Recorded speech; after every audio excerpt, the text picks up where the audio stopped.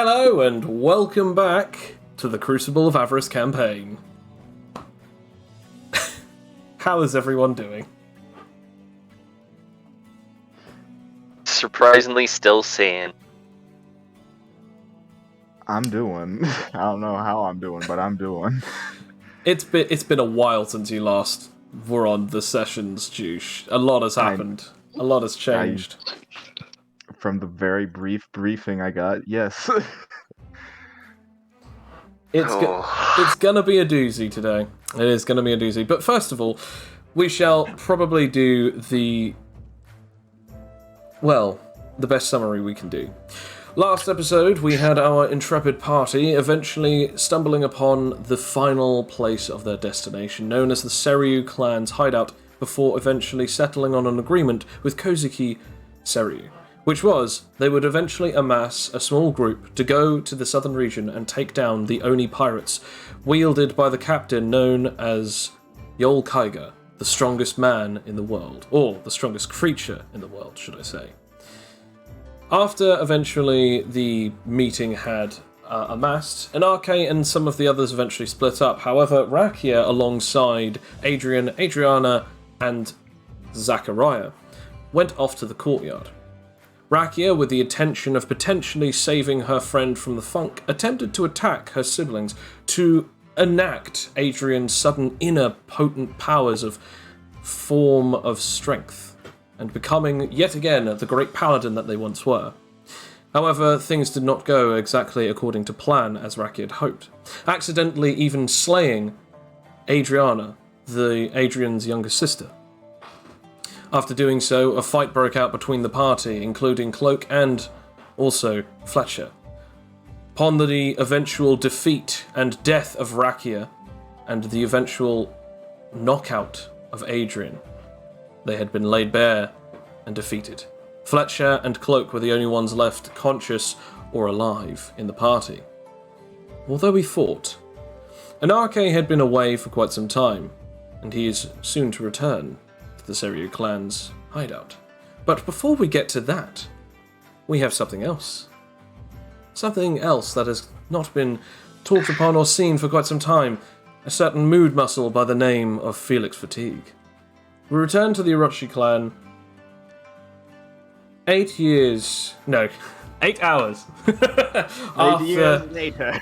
8 hours after he had split up from the group, as it is now a new dawn and a new day, and he's feeling good. It's about 6 a.m. in the morning, but he is feeling well refreshed and no longer fatigued, but he is still fatigued. Honestly, wish I could relate. Okay, do you want me to have it? He awakens completely tired only after sleeping 3 hours.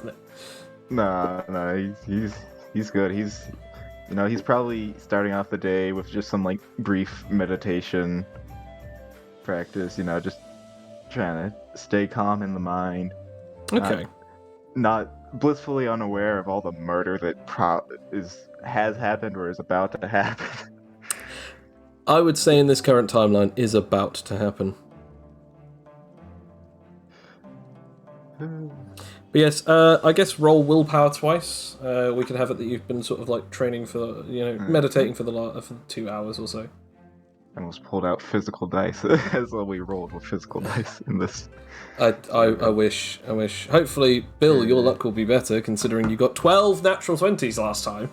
Natural ones, I think. Yeah, sorry. Oh, jeez. No, 12 You're natural. I wish you had got 12 natural 20s. Jeez. It would have gone very differently. Yeah.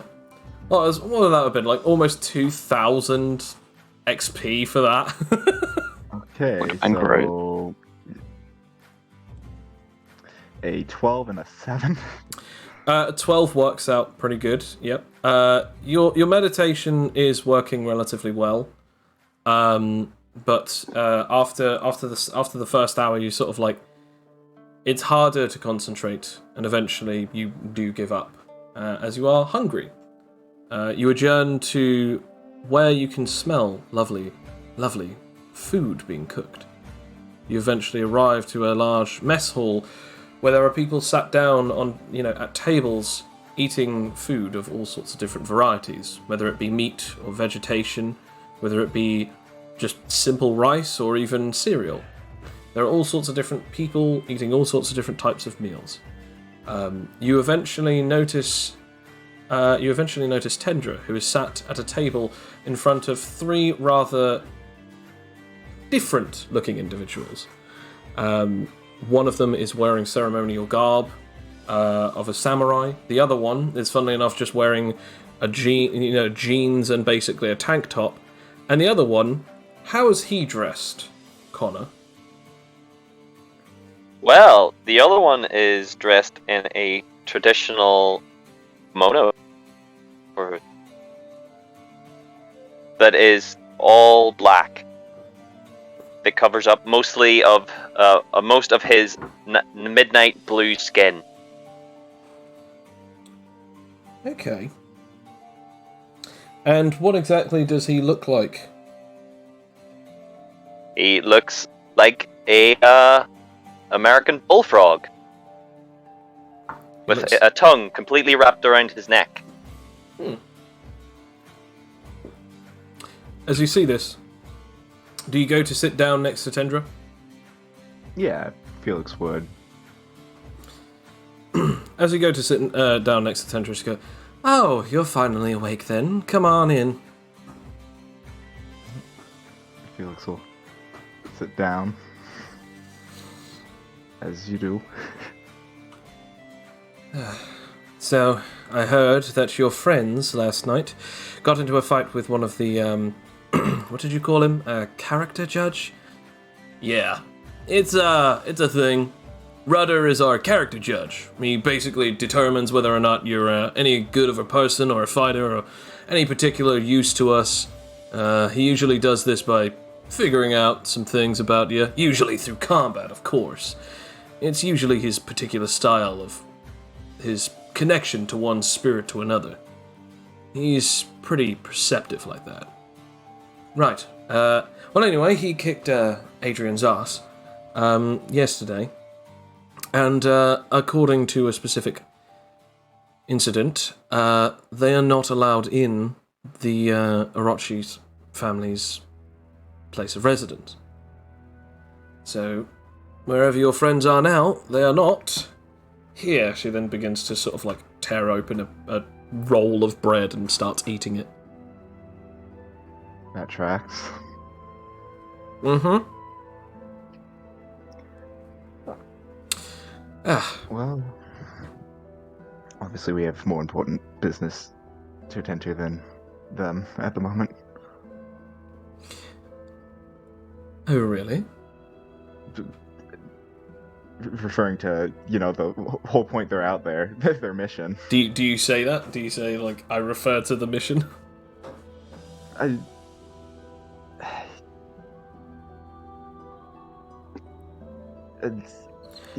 She just looks at you, looking at her awkwardly, and she goes, "I'm kidding with you, I know what you're talking about."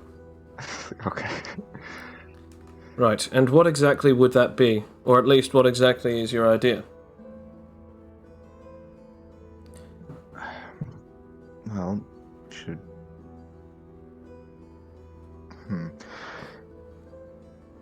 Need to compile all the information we know about this individual so we can track them down properly.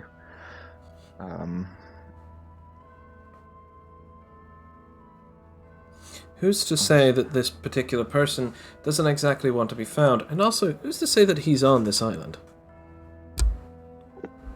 That's fair. Well, let's talk about exactly what we do know about him. His name is Jonathan Smith. People call him Smithy. We know that he is a superpower manipulator, and we also know that he has a vast array of different networks to be able to get him in and out of different locations. 3 different particular locations he's been recently noted for was Iris City, Huskonia, and of course, Garrison. All of which are nowhere near here. So we're kind of out of our depth when it comes to this place. But I did learn a little bit more about my brother, and that is at least some kind of progress. But perhaps we might be able to figure out something else. Very true. Superpower manipulation is a very rare ability. So, all we need to do is just find a trail of people who have that kind of power and maybe tick them off the list. Sounds like a plan. Have you ever heard of anyone with that ability before? Has he? So, Roll a history. history, okay.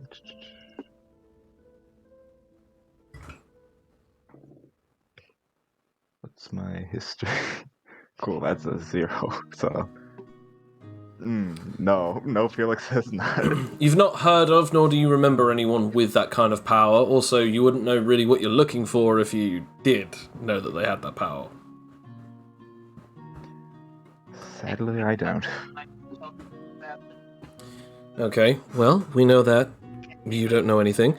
I've never met someone with it except from one person before, and had I known that that was the ability that I was looking for, then obviously I wouldn't be dealing with this right now. So, let's think of the next best solution. Right now, you have limited capability of your willpower, right? I've noticed a few different changes in you. That's correct. You've been learning how to control your mind a little better. But what about actually attacking people with your will? Well, typically, I only really attacked people with my will when I lost control of it. But if I can find a way to harness it, then I'm sure I'd be a much more formidable foe. I might have something for you. You see, when I was a teenager, my father taught me how to use willpower techniques. How to harness and manifest specific abilities that could allow me to strike people without needing to worry about whether or not I can actually harm them. It neutralizes the ability of the defensive properties of most of their abilities and powers. It connects to their spirit, essence, whatever you call it. Because of this could very well be a way for you to be able to fight those who have resistance. Definitely could be useful. Well, it's settled. We're gonna get you up in shape, train you in that, and perhaps, maybe, even figure out exactly what we can do about a sparring partner. These three said that they might be able to help us with that. Gil. So, let's begin. Oh, probably should grab something to eat first. After a few minutes, well, I say a few minutes, after about half an hour of, finding something to eat, eating it, and then, preparing yourself, psyching yourself up, you eventually leave with Tendra and a couple of these individuals out to a sort of a courtyard. As you sort of walking around it, it's like, so first of all, I'm going to have to ask you, how much do you exactly know about willpower techniques harming other people?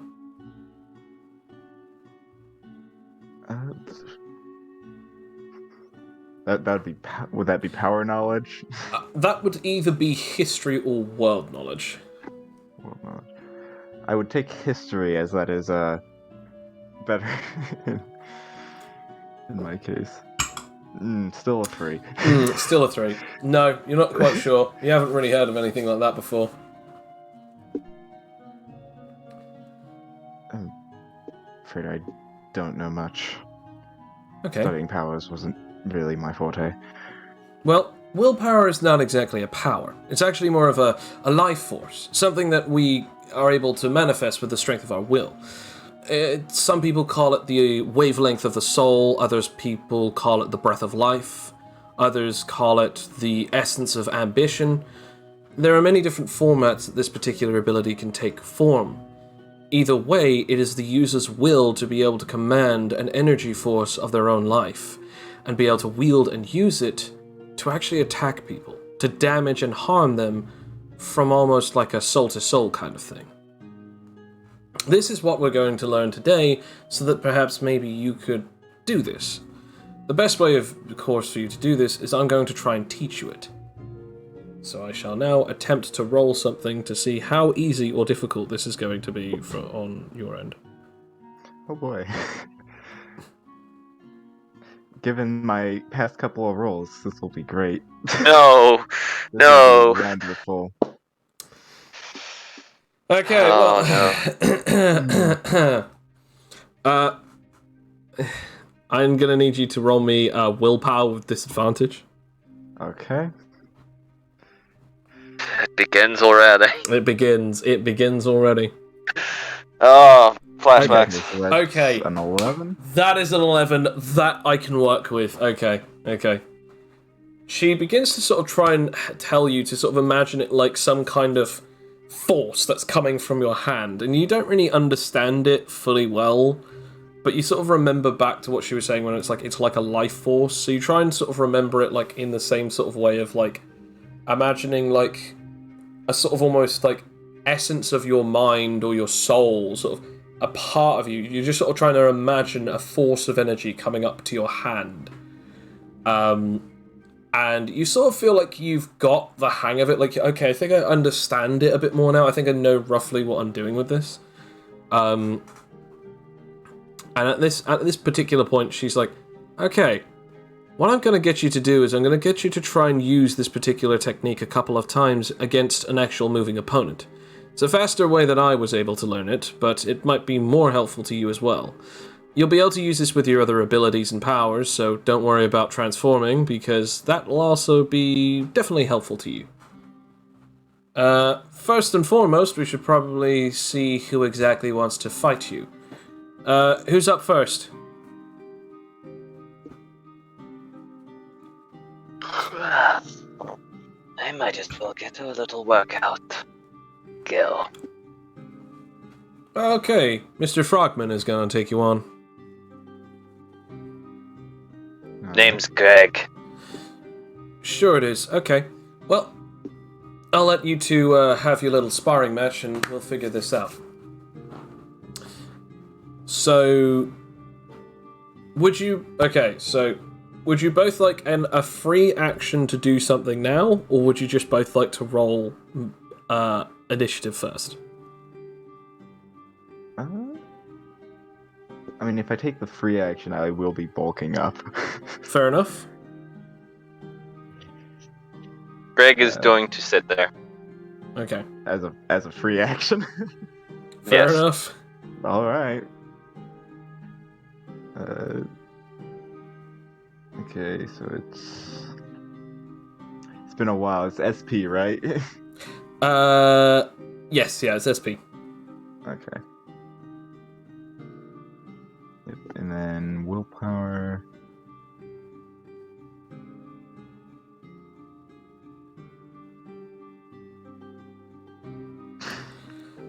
Perfection. Okay, so Full will. what I'm going to say is, since that's a will thing, I'm going to say that gives you 20 points into your willpower mind proficiency. Okay. But yes, you now bulk up, transform as you become a couple of feet bigger and a whole hell of a lot chonkier.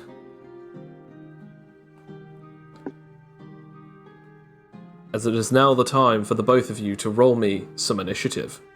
Roll move speed.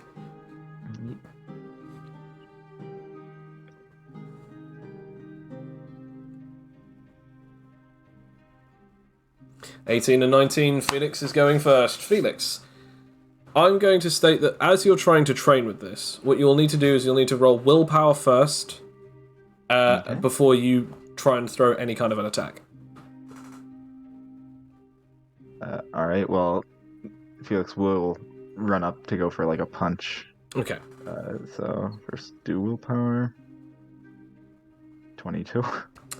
Nice, loving it. And then Would Felix have his knuckle dusters on at this moment in time? I would assume he doesn't, considering this is a sparring Yeah. match and not a death match. Yeah, it's very fair. Oh! But that bleed damage, man. That bleed damage. I need that bleed damage. I need to cut him deep. This Felix isn't trying to kill him. Yeah. We don't need another situation on our hands. I gotta pull up. Gotta remember what my modifier. I think your modifier is plus 15, I think. Because your strength is plus 5 and your super strength at maximum capacity is plus 10. So yeah, it's plus 15. So it is plus 15. So 32. Okay, Mr. Froggy. What are you gonna do?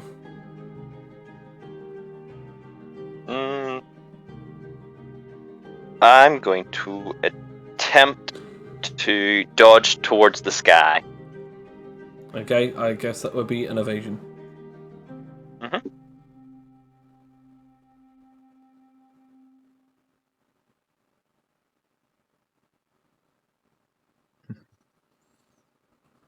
Will it work?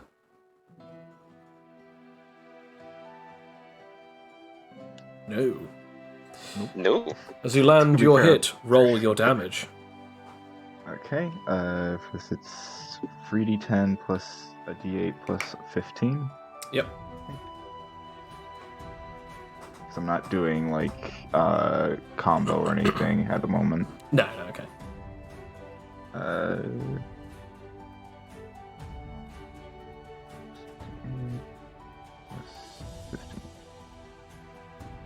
As this 38 damage. As this gigantic meteoric fist like comes on down, you're like, okay, I'll jump. As you sort of like your feet leave the ground, you immediately get hit into the center, like right in the solar plexus, and then punched right through. As then you like launch back a couple of meters. As you do so, you take 38 points of damage. What is your maximum health? Just so I know for the record right now. It is 95. And vitality? Vitality is 27. 27. Yee. Okay. Roll me fortitude with disadvantage.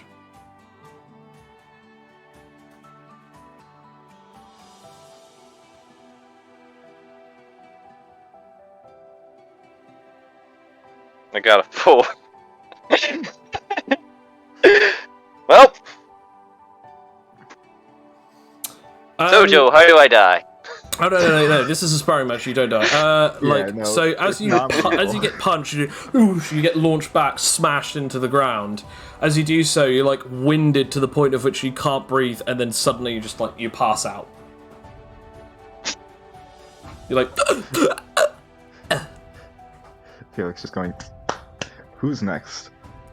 The two guys. I'm just gonna have to roll their just gonna have to roll in this situation. Okay, and yeah, one of them is like, yeah, no, you good, bud, you good, you got it, you got this, you got like he's too scared to fight, and so it's like patting the other guy on the back, yeah, you got this. Oh dear. Oh dear, I'm so glad that I chose it to be this. Okay, so this other guy steps up to the plate, and he's sort of like cracking his knuckles. And just sort of looking at you, and it's like, all right, here's the deal. You got to learn how to use your willpower, because otherwise, if your willpower ain't too good, then you're obviously not going to be able to hurt me. So, give me your best shot, and let's see. Okay. Best shot, you say? I guess I might go for a combo then. Fair enough. Says Roll. You want a best shot? I'll give you your best shot. Roll. I guess roll. Actually, because again, you won't be able to use combo with this, but you have to still use willpower and then throw and punch. Okay, I'll just go for both fists down on his head. Roll willpower. Yep. 12. Okay. Yep, that works. Okay, and D20 plus 15 for the attack. 27 for the attack. Jeez, okay, let's see. Let's see if I can do this thing. 26? No, it doesn't work. As he basically puts his hands up and you boosh, hit him straight in the face. Roll damage. Yep. Okay. And it's... I want to point out, your fist is bigger than this guy's head. As it just like, boosh. Yeah. 31 damage. Oh. Blimey, okay.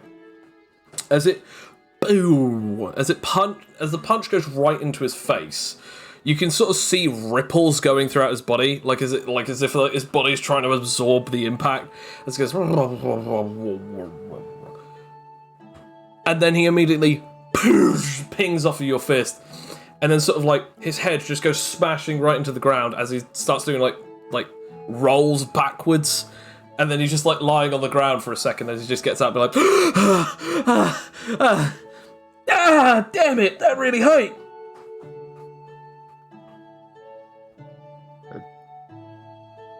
Hang on. Yeah, that was willpower infused. Yeah, you see, my ability allows me to absorb kinetic impact, and fists like that doesn't matter. It would just simply bounce right off my face. Damn!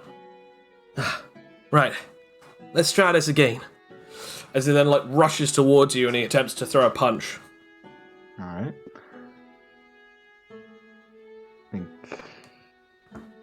Okay, so... I will... what do I want to do? You can either try to, obviously you could try to block, you could try to, acrobatics, finesse, evasion to, evade, or you could use reactive strike. Yeah, I might go for a reactive strike. Okay, roll hand-to-hand, which is d20 plus hand-to-hand level. Alright, where is my... gotta scroll through my sheet. Why am I having trouble finding hand-to-hand?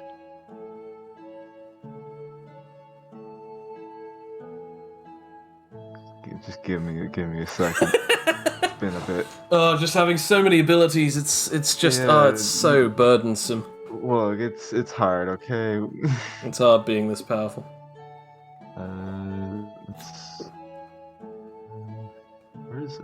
Where on earth is my hand? Where did my hand-to-hand go? Oh no, you have no hand or hand to hand. Oh, I have my hands full. Why can't I find it? I thought it was level 7. I'm now going to check. It should be level 7. Last I remember. Let's have a look.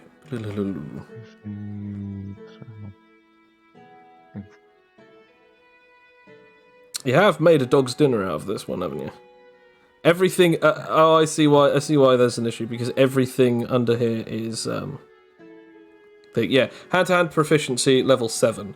It's because everything's underlined. So because everything's underlined, you don't know which is which. I was so confused. It's hand-to-hand level 7. Okay, so it's plus 7. Yeah. And that doesn't add my super strength or anything, right? Only to the damage if you hit him. Okay. So d20 plus 7. 23. No. As this guy, boosh, hits you, he does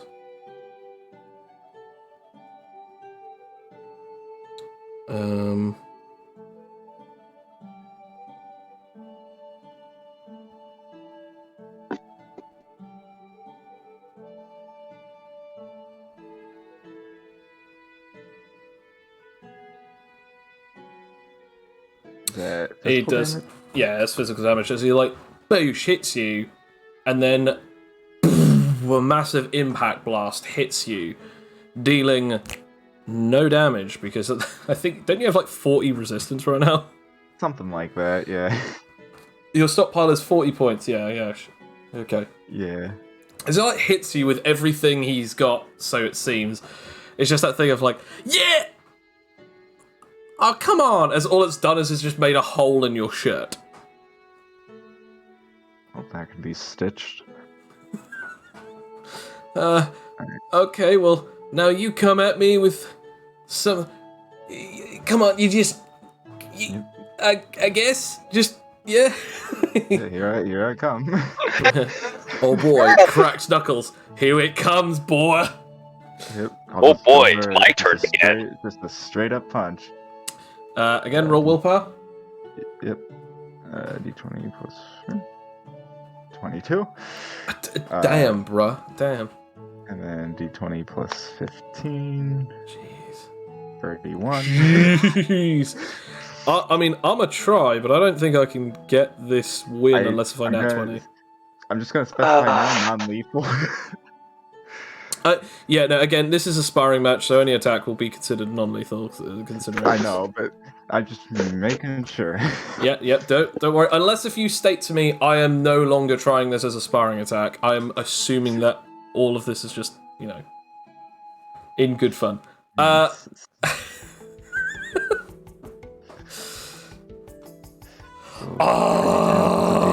As the fist sort of almost catches fire a little. 42.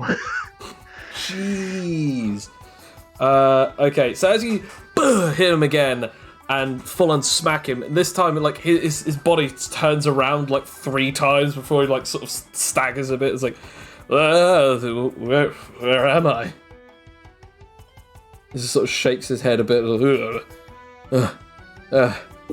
Okay, Tendra.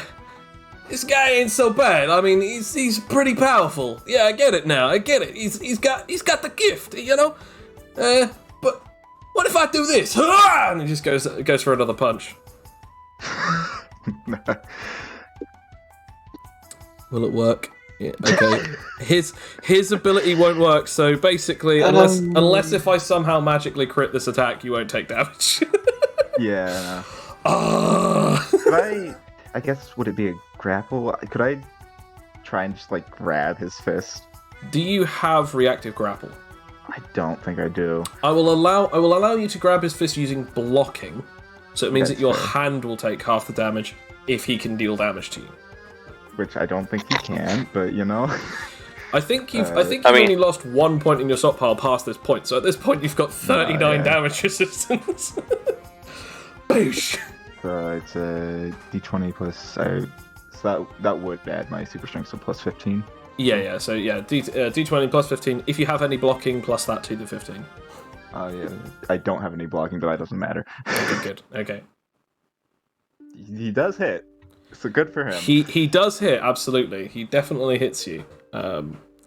Question is, how much damage? Let's see.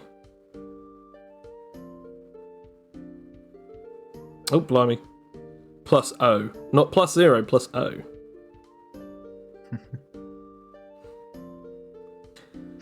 Ooh. So you go to block and it boosh hits you in the face. Boom! Feel that impact again. Your glasses sort of slightly knocked askew as like one of them is like tilted out of the way of your eye. Felix will just take a moment to realign them. It's like, yeah, take that. Realizing that this is probably not the best of choices that he's made today. Well, shall I go again? Yes, you might as well. As Tendra is watching from the sideline with her arms crossed. Okay. I think Felix is just going to rear up like a kick, like lift his leg up and prepare to just fully kick him for it. Roll willpower and then roll roll strength. Oh. Oh, okay. Okay. And then this might not hurt him, but Theoretically, yeah. So as you kick him, roll for damage. Yep.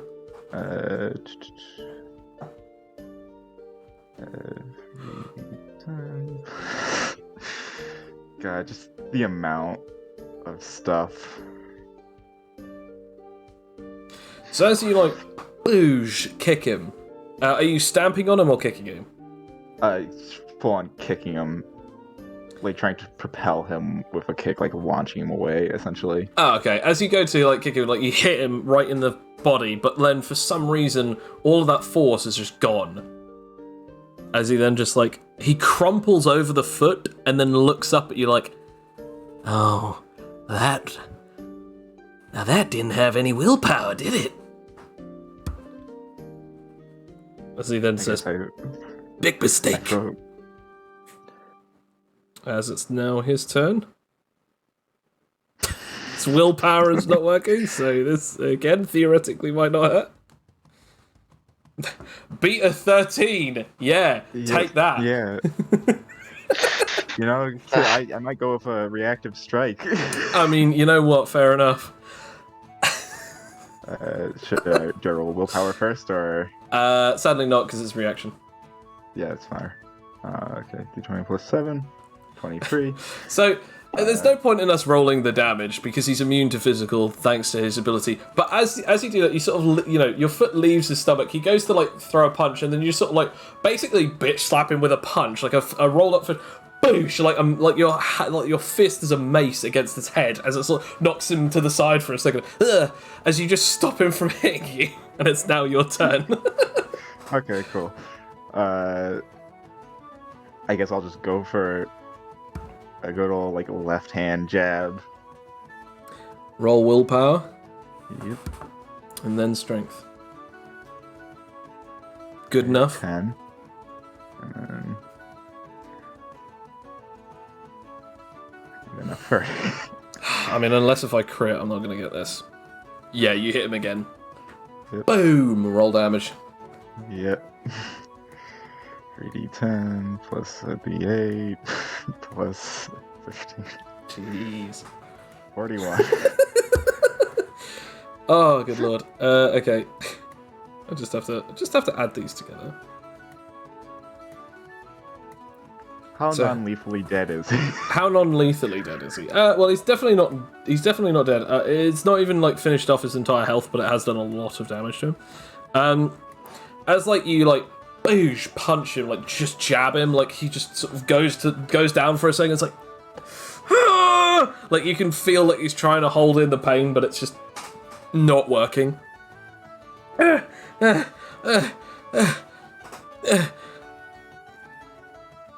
I think your boy's good. I think your boy's good. He like puts up his hand and just puts up a thumbs up. I think he's got it. I think he's got it. As Felix, you have now unlocked not only a proficiency type, but also your first technique in that proficiency type. You have unlocked Willpower, Path of the Spirit. As that is a... I feel like Felix gives this guy a pat on the back, but maybe a little too strong. As he is currently beefed up. Boosh! He just pats him on the back and then just immediately slams him into the ground. Yeah, he's good. Oh, sorry. Oh, He just gets back up. That's cool. It's cool. Wasn't using willpower for that, so it should be fine. Yeah. It's fine. He's like, yeah, it's great. He then just gets up. Whew! As, yes, you've now learnt your first technique. It's a usage style called Fist of Will. You can roll willpower, and as long as you get a 10 or above, the next strength-based attack or dex-based attack that you deal will be infused with willpower, meaning that if a person has damage resistance, it is ignored, and damage immunity. Ooh. Very nice. That'll Indeed. come in handy. I mean, this guy literally had a power that meant that any time that he got hit by physical attack, not only would he be immune to it, but it would also, whatever damage he was supposed to take would be absorbed into him. Now, with Fist of Will, he still takes the damage, and he still absorbs it. So every time that he was getting hit, he was still absorbing your attack, but still taking the damage from it. Yeah. So that's a show of like, oh, this guy has immunity, full-blown immunity. Yeah, no. Not with I this. mean, at this point, I practically have immunity. Yeah, I mean, with 40, 40 is a good number, to be fair. Tendra's like, well, congratulations, you now have the ability to use one of the most basic, simple abilities of the spirit. I'm kidding. It's actually not exactly too easy to be able to learn this kind of technique. But you were able to do it a lot faster than most people, so I give you credit for that. Thank you. I think Felix will go ahead and depower. Fair enough. There's no reason to stay powered, and might as well build up my stockpile again. Absolutely. How many rounds was that? That was like... technically 3, so you'd be at 37. Yeah, okay. Cool. So, Tentry then says, well, now that you actually have that, perhaps we could talk about exactly what we're going to do with this superpower manipulation issue. So we already know that we don't exactly know where they are, but perhaps we should maybe fan out our particular search. I mean, I've heard that there could be very interesting abilities throughout the world. Eden might be able to be a possibility. Roll me world knowledge or history. I will probably always go with history if you give me the option for history, because That's fair enough. the others are like -1. That is more than fair. Which, history's not much better, it's just a flat roll, but... Yeah, but it's better than a minus. Yeah, you know, it's a 17's... You've heard of 2 particular places that are brimming with superpower users other than these 2 places. First one is obviously Iris City, and the second one is Eden. Your history on Eden, other than the fact that, like, you know, you've met a couple of people who claim to be angels from this places. Eden is a very large continent that has been massively affected by the Animon radiation, to the point of which almost everything and everyone is mutated. There's a city known as Matrata, known as also the Holy City of Matrata, home to a bundle of people who use and meld their powers to make them seem as if they are angelic or godlike presences. They know that they're not, but they still sort of try to make themselves in the image of angels. That is pompous rich kids. Pompous rich kids, power-based pompous rich kids, but yes, pompous rich kids nonetheless. But apparently, according to legend, there is a person who claims to have the ability to make anything, to wield any power, to make any ability. And apparently, this particular individual is known as the Forge God in Eden. So she might be potentially talking about this guy because he can forge objects to powers, so maybe he might have that. But also in Iris City, you've heard of one particular individual called the Seeker, and the Seeker is supposedly a person that if you can find them, you can pay them, and they can tell you one truth about the world. In other words, they can tell you anything about what's going on in the world right now. Supposedly they have the ability of omnipotent or omniscient level vision or sight or foresight, allowing them to see everything that's going on in the world right now. Well, if we seek out the Seeker, we could just ask them where... my brain is spacing out on the name. Smithy. She is. Yeah. The Seeker. Who exactly is that? A individual from Iris City. Oh, great. So the place that I just was. Okay. Yeah. Well, that's one. Obviously, there's the Forge God. According to legend, he has many different abilities. Perhaps we could speak to him. We could. I did hear about one particular individual called Fergus. I heard that he particularly revels in making deals with people. But apparently, once the deal comes, he wishes to collect upon said deal. Potentially he could be a candidate. But I don't exactly know where exactly one would contact this Fergus. Perhaps we might be able to find someone who might have information. As he then sort of like, as you're sort of now awake and getting up, the guy who's just sort of also had his face battered in a little bit by Felix, he gets up and goes, well, the thing is, the boss, he knows pretty much anything about anything. You ask him, I'm pretty sure he'd be able to fix up something about this Fergus. Or even potentially something about, what is it, the Seeker? Yeah, I've definitely heard the word, or, person being talked about. Forge God, everyone knows who the Forge God is, but nobody's ever really seen him. He's in the mountaintops of, what do you call it? Edan! Yeah, something like that.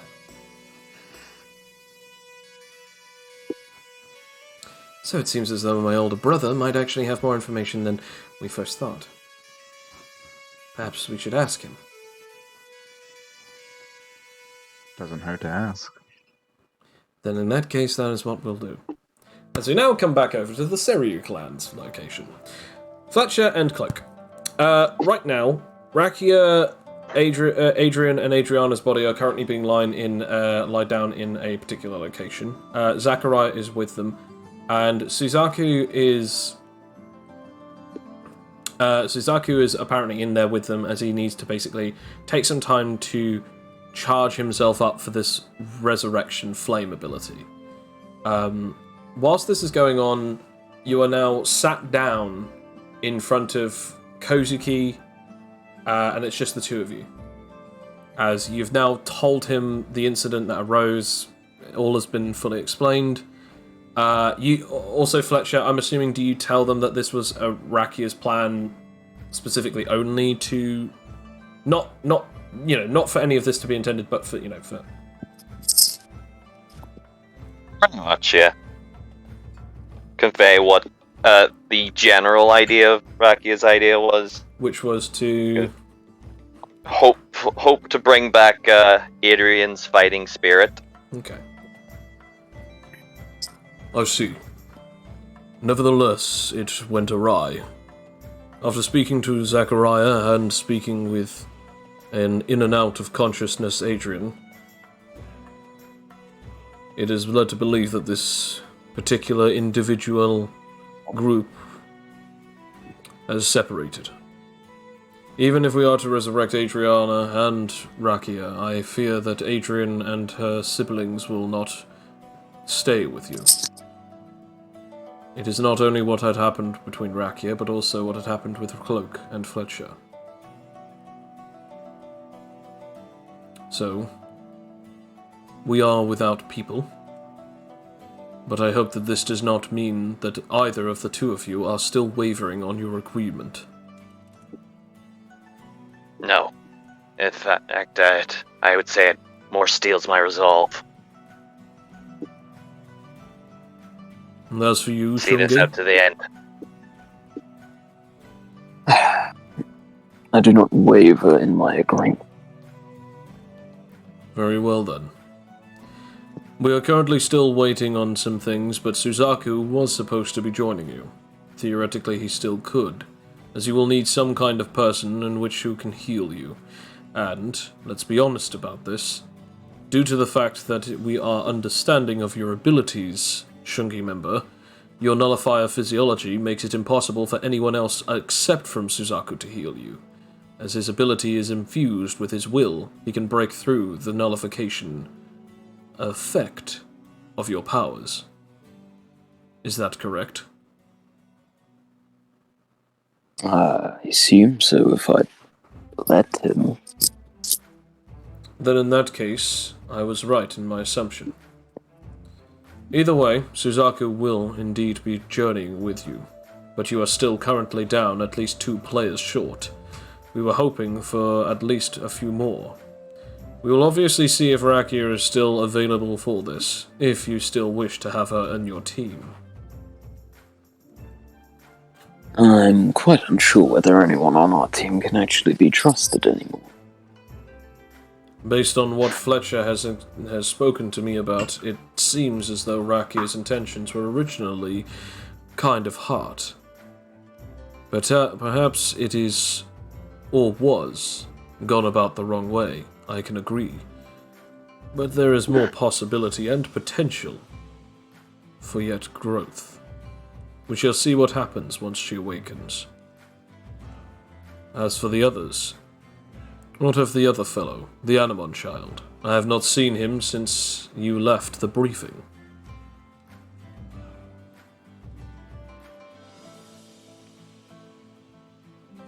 Do you expect us to know where you went? Wait, you're telling me you don't? We were caught He's up in not our own act- stuff. Yeah, well, once he left the hall, we didn't even see him leave the hall.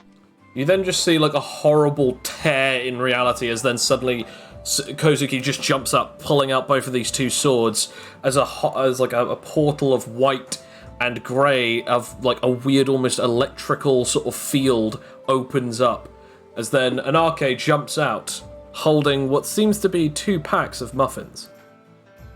Oh, hey guys. Oh. There he I went is. to Iris City to buy some muffins. Do you guys want some? The portal closes behind him. Ooh, Irish City muffins. Did you get it from that one street? Yep.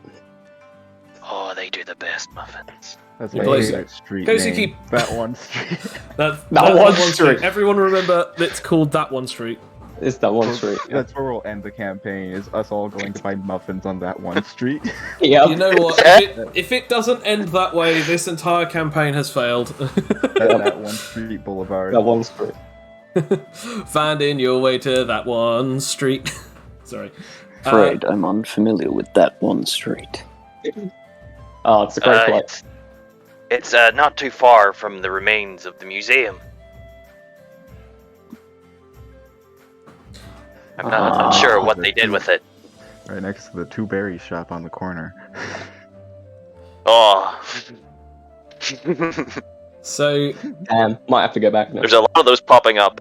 Kozuki places his blades back in his scabbards. So, Animon Child, you do seem to have the ability of the phase gate. Pretty much calmed down. I'd never seen one. I thought that you were some kind of intruder. Oh, sorry about that. Yeah, well, yeah, what's going on? I haven't actually been in this room before. How'd I get it? Actually, you have been in this room before. It's just that it was filled with a lot more weapons and a lot more of us. It was where we held the meeting earlier. Oh, sorry, I kind of spaced out. You seemed to be rather enthused once you heard about Yol Kaiga. Yeah, I think that's why I spaced out. Nevertheless, some things have arisen. Rakia had made a decision that had changed the course of what had been. But even worse, Adrian and Adriana have fallen to some rather hard times. You can tell that he's trying to sort of like dodge around the situation. The best way to put this is, Rakia and Adriana has died upon an infight in this current party, and due to that there have been some inner struggles. Oh. Suzaku is currently preparing to resurrect them using his Immortal Blaze ability, but for the time being, it is believed that Adrian and her siblings will not be joining. That means that we are down at least 3 people. If Rakia is to join with us in forces, that would still leave us with only 5 or 6. Yourself included, of course. Okay. Joe, as I'm standing here, within 50 meters of me, who do I sense apart from the obvious in the room? Well, with a 50-meter radius, you can sense basically the 4 of you guys. Well, you can't. Well, you can sense yourself, I guess, but you can sense these 3. Which, by the way, his aura is insanely powerful. But then you sense 3 other power signatures that are insanely powerful. One that is beyond the level of this guy, and then there are two others that are. One's a little weaker than him, but still way beyond something that you've seen before, and another one that you sense somewhere else that is nowhere near as strong as these guys, but is definitely stronger than the usual outliers of this place. That you sense quite a lot of different life forces. You sense one that is incredibly weakened. You sense that it is either unconscious or dying, and you sense one that is relatively strong, but still it doesn't, compare to the most one that others. I immediately noticed that was stronger than him. I concentrate a bit on that one. What abilities do they have? You can tell that he has some kind of stockpiling ability, and some kind of ability that is relatively similar to yours, as it seems like as if it's some kind of an ability to connect with light energy manipulation. It also seems to be that as if half of the power that's coming from him is manifesting from his will.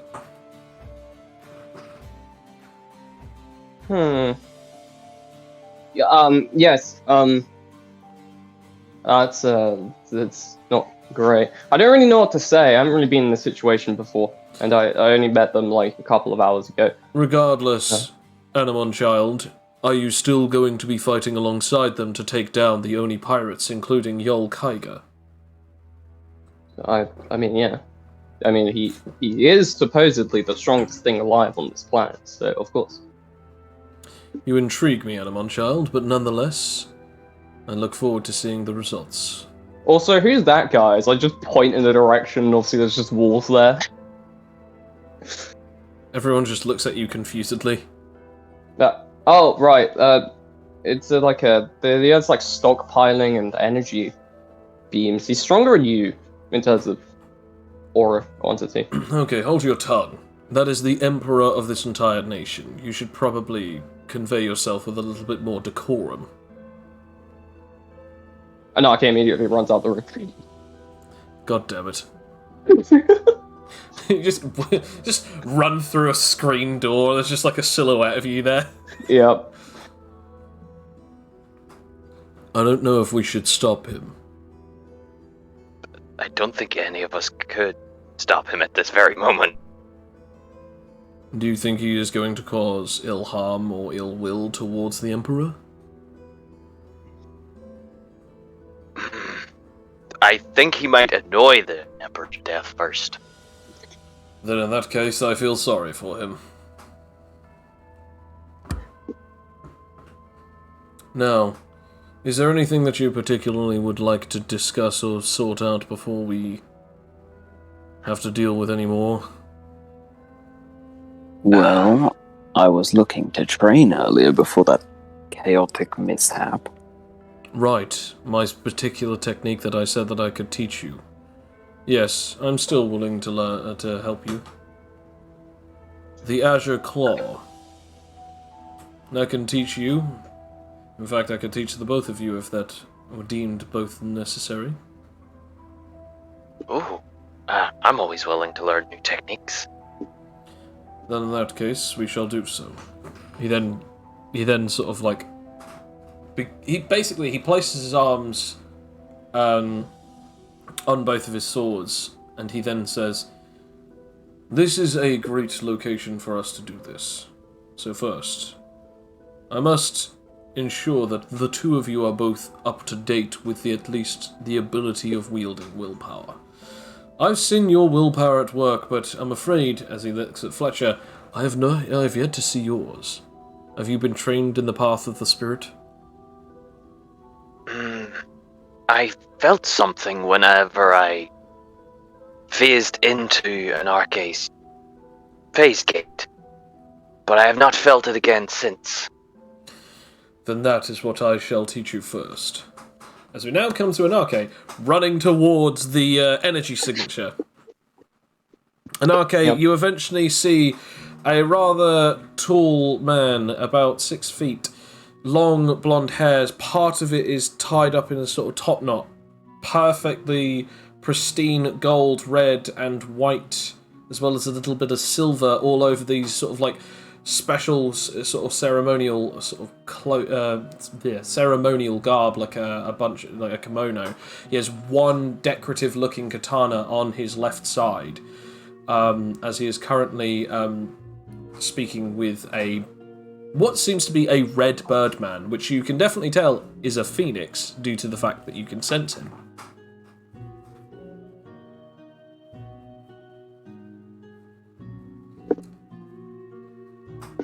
Oh. He then turns around. An Anamon child? I have not seen one of your kind in a little time. You see, he's just like, he's panning a bit, right? Didn't exactly control his breathing correctly as he's running, so he's a bit more out of breath than he probably should be. Pleasure to meet you. My name is Anarche, sir. As he does like the really awkward, super stiff bow, and telling that he clearly has no idea how to actually treat people of higher authority. Okay. I see that you are trying to be as formal as possible. Yes. How can I help you? Well, so we're fighting the strongest creature. Okay, I'll just be blunt. I'm terrible at doing this. Apologies. You accepting trainees? Trainees. He then looks. Yeah, well, He then you're looks. the strongest guy here, and you also seem to have similar abilities to mine. So I was just wondering if you'd be willing to train me. Well, as a matter of fact, I've never heard such a thing. No one has actually ever asked me to train them. No, not personally. But I don't see why I couldn't. After all, you said that you were going to take on Yol Kaiga, did you say? Yep. Well, my lad, I can't exactly let a foreigner, especially one of your talents and strength, go out to fight the supposed strongest creature on my behalf without me at least helping you. Of course, I am rather busy, but hey, Wizar can get up to it, hey? Very You well. see Anarchist just smiling, but in his head it's like fireworks going off. Very well. I shall teach you some of my ways, perhaps other techniques. And even if you ever need to learn anything else, then you have come to the right person. Now, I will say that I cannot teach you too much today, but perhaps I might be able to teach you a simple technique just for the now. That sounds good. Then come with me, and we shall! Ha ha ha ha! I hope that you can get along, Suzaku, as he then just walks away, sort of puts you beneath his shoulder, and then just sort of continues walking. As we now come back to Felix. Felix, you and Tendra have now come to the large centerpiece screen sort of cube, which is the inner sanctum of the head of the household. Gregory Yamata no Orochi. Okay, so we should just be able to go in and just speak to him. Opens the door. Brother. He's sat there again, this big red, bulky Huskonian man. Just two big sort of tusk, underbite teeth. As he's smoking some kind of very long pipe. That's not my name. Gregory. Come in. This time I have 2 pillows, so even your manservant can take a seat.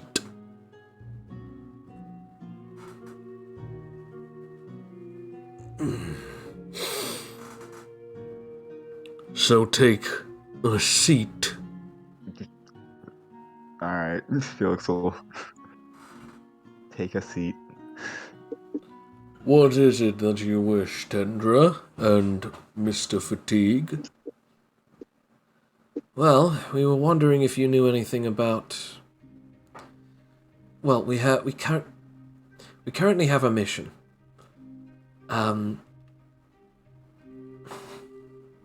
How do I put this? We're currently trying to find out as much information that we can about the Seeker, the Forge God, and Fergus, supposedly the deal maker. He takes a very long toke the entire time that she's speaking.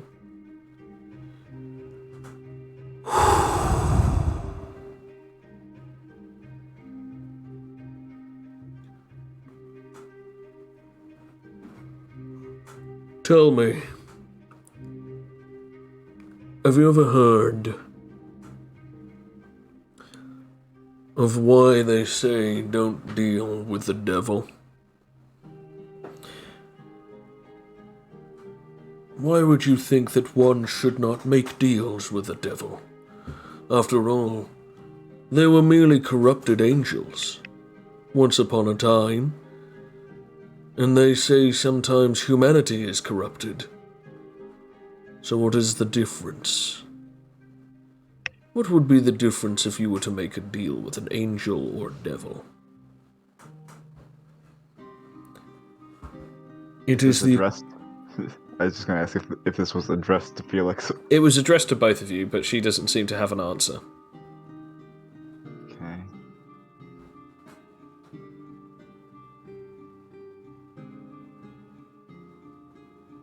I suppose the toll would be much greater.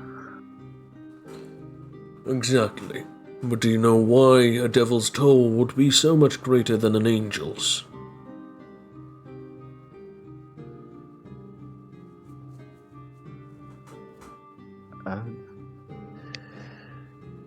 I'd say greed generally makes the ask a bit bigger. So you're saying that angels do not show greed, but devils can? Generally not as much. And The this more is- greed you have, the more corrupt you'd be. Absolutely. Good answer, but that is of course a different story. The real reason is because that a devil has accepted that they are no longer part of the big plan. Ultimately, you're looking at multiple creatures. There's beings that are not just corrupted mortality, but they're corrupted angelic presence. What does this have to do with anything? The point, my bloodkin, is that there is no more than just simple, petty nuisance. You personally want to ask me about these three, but every single one of them claim to be something that they are. But who's to say that they are anything? The deal maker, Fergus. Do you even know what his deals are? The Seeker wishes for a payment, but he never claims what it is until he actually knows what he wants from you. And finally, the Forge God. He claims himself to be a god, but only such a mortal man. The difference between a devil and an angel is that an angel would not ever make a deal unless if it was to completely benefit the human. A devil only wants for themselves, to play, for greed, for lust, for power, whatever it is. Mr. Fatigue understands, but your questions show your immaturity, child. I can tell you the information you want, but just know that every single one of them will ask for a price.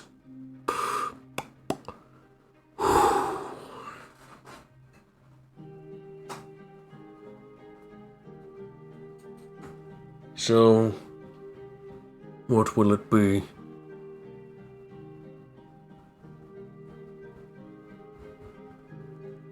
I still would like to know exactly where these people are.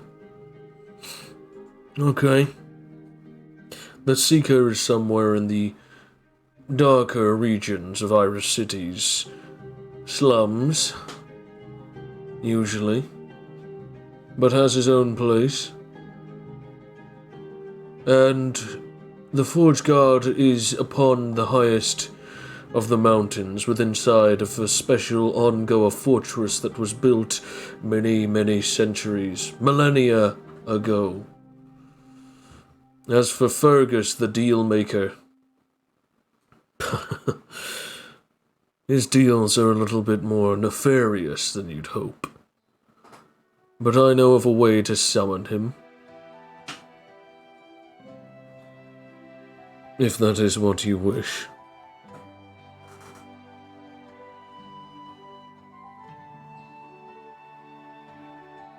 Tendra looks at Felix. We do. You don't even know what his prices are, and yet you're willing to pay them. Not too much of a caring husband or a simple enforcement officer. It's not very heroic of you. We didn't come here to be mocked. You never even asked if there was another possibility. Felix, roll insight. Okay, let me.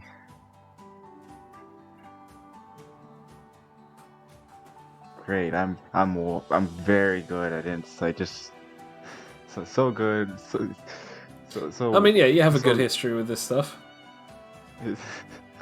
I mean, 11's not bad. He says, you know, like, you never even asked if there was another possibility, as if he has more options.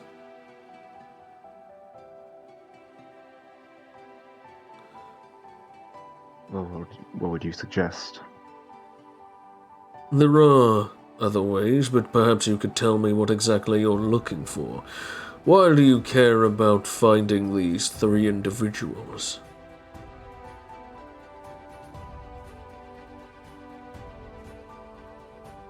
We're looking for someone who might be able to tell us either where someone is, or at the very least, we're looking for someone who might have superpower manipulation.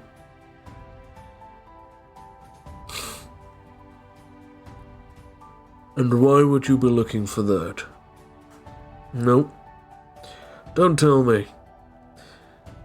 You wish to steal it, so that you can have the power to use any power, right? Correct. And you're letting her do this, Mr. Fatigue. I'm doing what I have to keep my family safe. What you have to. Okay. Here's the thing. I can indeed give you the answer you're looking for. Many. I can tell you where the seeker is.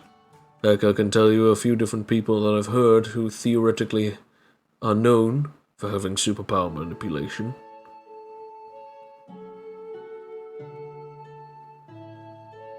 But what exactly would be the point in that? So you're not going to help us? Mr. Fatigue, I'm going to ask you a question. What would be the point in you finding this? Once you've done it, what will happen then? Why do you want my blood to own this power?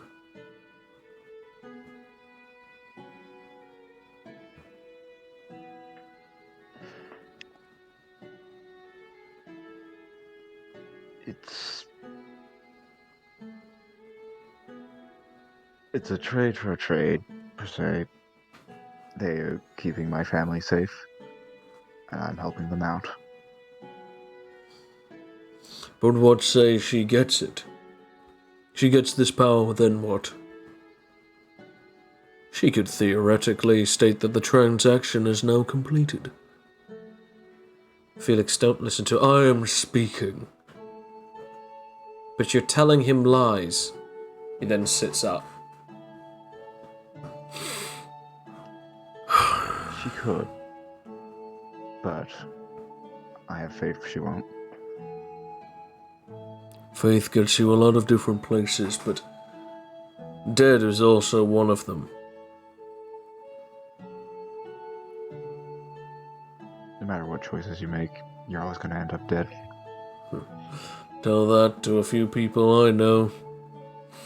Asconians have lived for almost over 100 years, and none of us show even a single ounce of the possibility of aging past a certain year.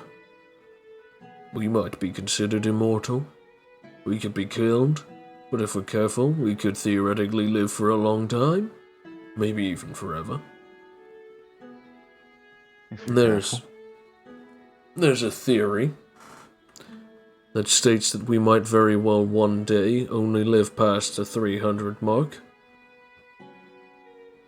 But there's also a theory out there that means that we might live on forever. Regardless, that is still not an answer that I wanted, but It is an answer that I got.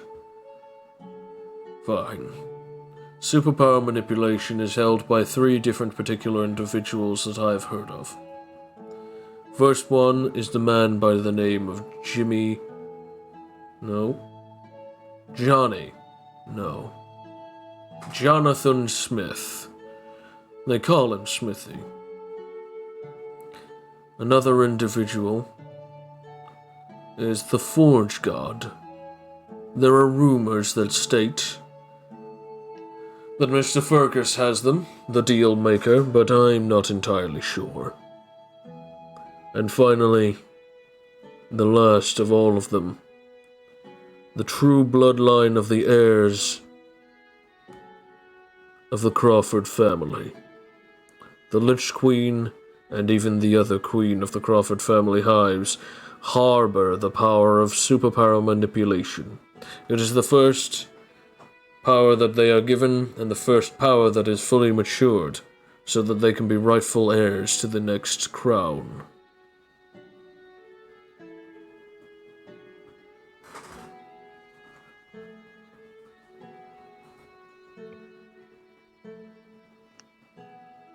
Felix, roll me a history with advantage. Or an intelligence with advantage. It's the same roll, so... Okay. And... 16. You remember Adriana being called the heir to the crown, and you now also sort of remember a moment where she grabbed hold of a guy who was a spider, or like a man spider, and sort of de-transformed him, which now that you're thinking about it, that is the only ability that makes sense that she has the ability to reverse his powers through superpower manipulation. It's starting to all make sense. I guess Felix would roll nerve in this situation. Yeah. Just...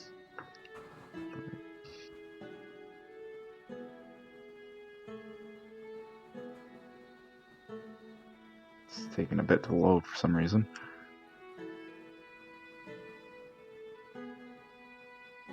It just straight up failed to load, huh? There we go. There you Oh, go. natural one.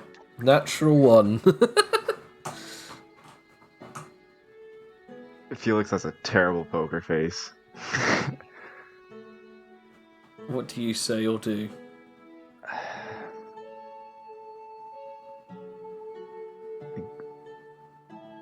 Felix will just have like a loud cough. Like, oh, sorry. I'm gonna- As though they were taking a drink. Roll an insight on that. You know, it's...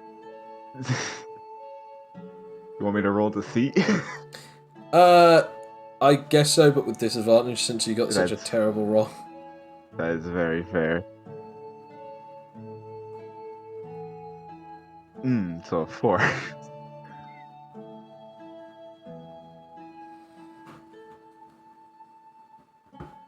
You know that girl. The wasp one. No, the other one, who's her sister. She's a superpower manipulator. The dots are lining up, yes. And so the penny finally drops. You see? Now even my bloodkin boils. She sees nothing. Nothing at all but a means to an end.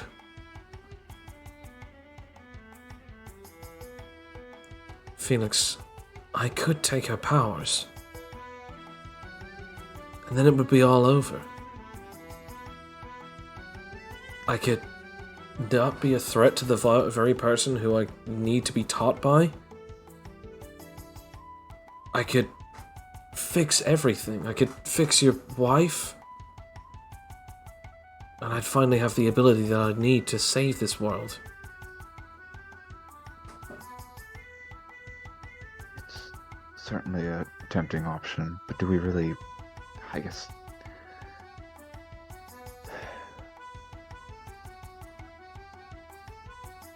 betray them like that would be a bit of a rocky situation. True, but I don't really care. For me, it's not betrayal. And for you, who's to say that they'd even know that it was you? You can fight alongside me or not, but either way, this could be our only chance, right?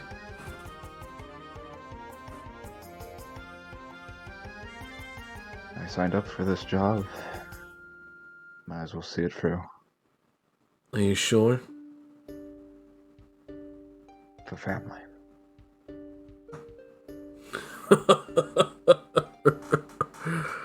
You're willing to screw over an entire people that you have been around for the last 6 weeks just for a woman you've met. Well, fair enough. She is holding your wife captive, after all.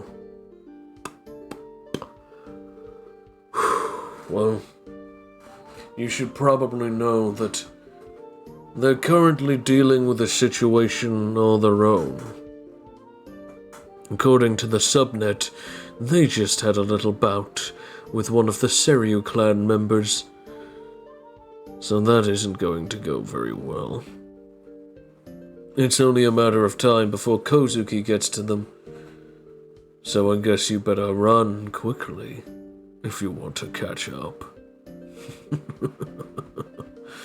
This is gonna be fun. What do we do? I guess we make haste. Then let's go. She then just like stands up, runs out, bursts open the door, and just makes a beeline for the exit. So long, Mr. Fatigue. I hope to see exactly what it exactly becomes of you.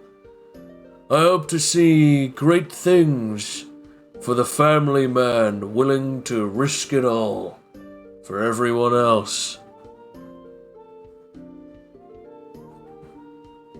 Felix will go quickly after Tenja. Just following after.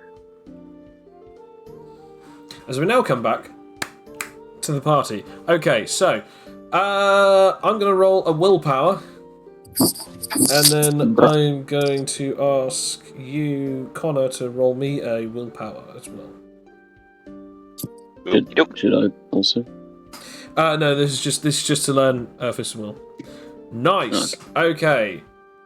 You can now roll with advantage. 5 willpowers with advantage. Okay. 2, 1. 4.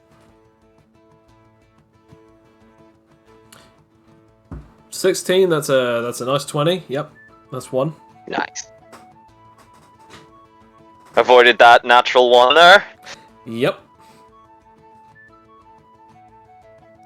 Natural 20! That's 3 in total.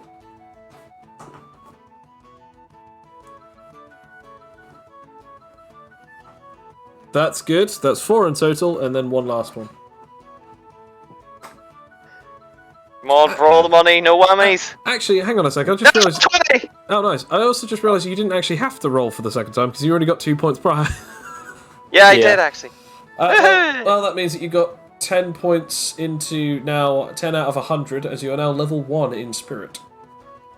Nice. Things are just gonna keep getting worse for Adrian.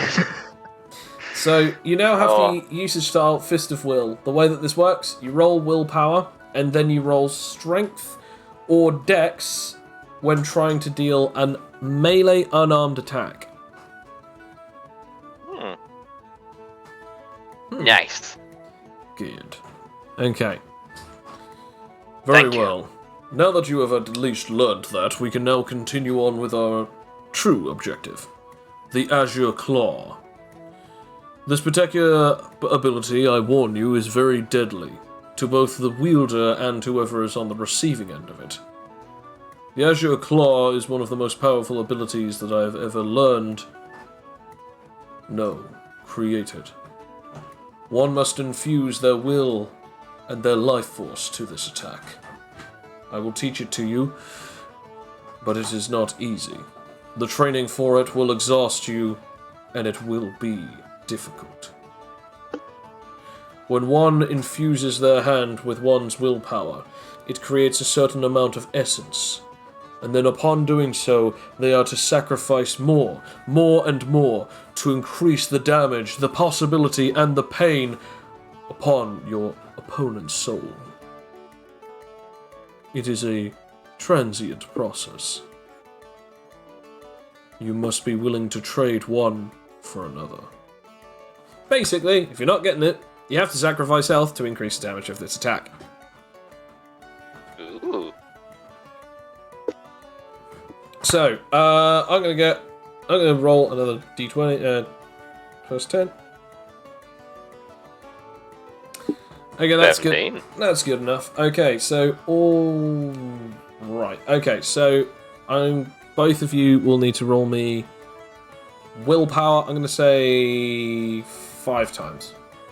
Okay. Probably best to do it in separate chats, just so it's easier to see. I'll do. I'll wait until after Bill rolls. Fair enough. Oh, fair enough. Yeah, until the now ones are out of the way. That's fine. I mean, it is a pattern. Okay. Okay, 17 and 22. Okay. 14. Good. 19. I'm liking it. One last one. Actually, no, is that? Yeah, one last one. Okay. Does it need a last one? Or- Yeah, 5 times. Okay. Just no. Oh! Hey! Nice. You have learnt the technique. So basically, to learn this particular technique, you have to first infuse your will at the tip of your. So basically, you have to place either side your your 4 fingers to turn it into what looks to be 3 fingers. So your thumb and basically, 2 sets of 2 fingers to almost look like as if it's an actual dragon claw or an alien hand. You put the energy of your will into the essence of it, and then when you then do that, you then close your fist, and then full on strike at an object or at an opponent. When doing so, you do so against a dummy multiple times, and on the final one, when you hit this wooden dummy, it full on just detonates on the end of your hand. However, doing so, you have sacrificed 10 points of HP just for this particular demonstration. I've got a bit to spare, so I'm alright. Yeah. Basically, the way that this technique works is exactly like Spirit Fist, and it has the same requirement, except from you can sacrifice your own HP to increase the damage. However much damage that you increase it by is the amount of HP that you lose. Okay, so wait, is it just Fist of Will, or is it... It's called Azure Claw. Yeah, I know it's called Azure Claw, but you said Spirit Fist. Is it like... Do you mean Spirit Fist or Fist of Will? No, it's basically like Spirit Fist. So basically, it's a new skill. Technically, it's an advanced technique, I think. No, it's a new skill. Sorry, it's a new skill. It's still 10 or above. Okay. Because of the downsides are so massive. I guess I start rolling now. Absolutely. So, willpower. Here we go. Boosh. 5 rolls. Yep. 116. 23. Like it. 13. Good.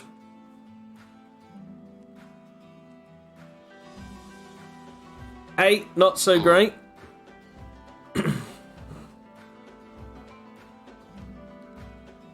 And 7. 7. So you try this a few times and you're starting to get the hang of it, but then you're just physically and spiritually exhausting yourself. You have basically you'll need to practice this ability in your own time again, 2 more times basically. I can visualize the effect, but it's drawing a lot. What's the point of I'm the not used Azure to this. Claw? It's not exactly an easy technique to pull off any more than once. If one person was to attempt to use this multiple times, I say theoretically, they could very well kill themselves. I'll keep trying, though. Fair enough. Later, though. I don't think it really suits you all that well anyway, Fletcher. It's always nice to have something in the back pocket. Oh, this is a tad embarrassing, but there are some perhaps more basic willpower techniques that I forgot to learn. Forgot to learn? What do you mean?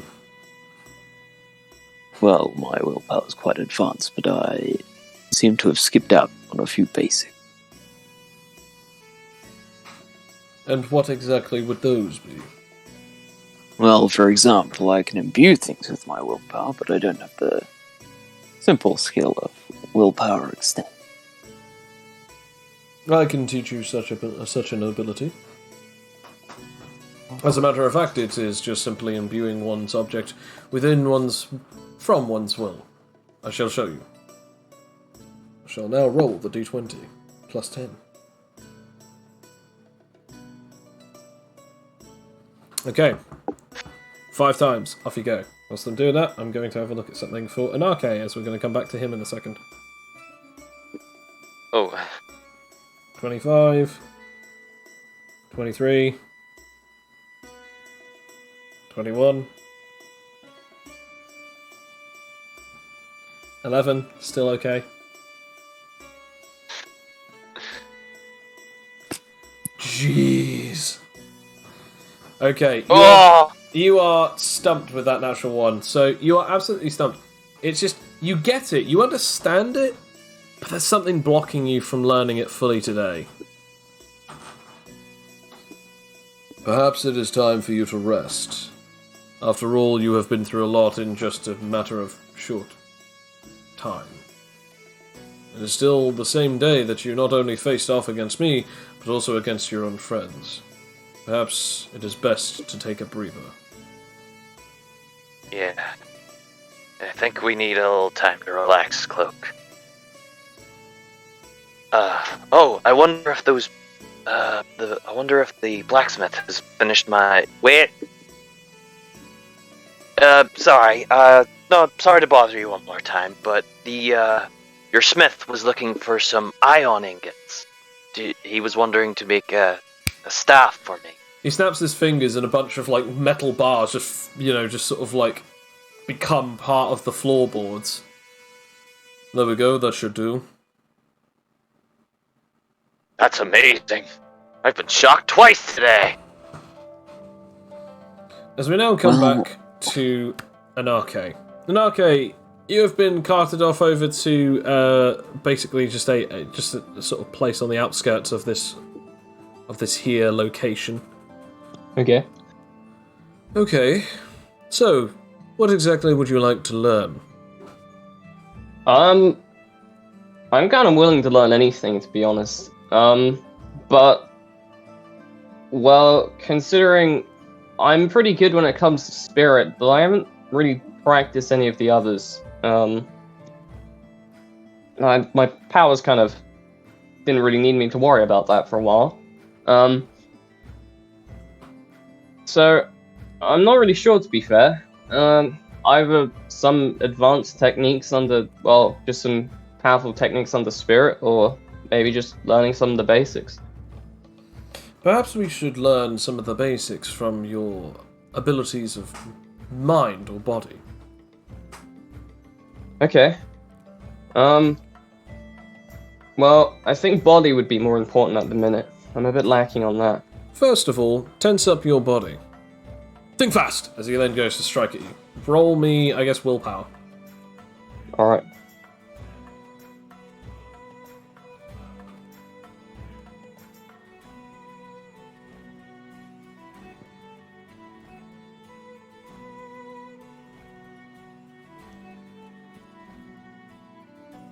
So, as he strikes at you, he's like, "Ha! I knew it. Okay. This could work. This indeed could work. So, that is the basic principle of body. One must be able to control the very muscles in their form, and the very skin, their organs, everything must be under the complete control of their own will. Today I'm going to teach you a very important skill that you'll need to learn, which is the power of muscle control. As he explains the concept behind muscle control, he teaches it to you in a very similar way to the way in which you've just sort of reacted. This then gives you a better understanding, which now means that he's now trying to teach this to you. You can now roll this 5 times with advantage. Cool.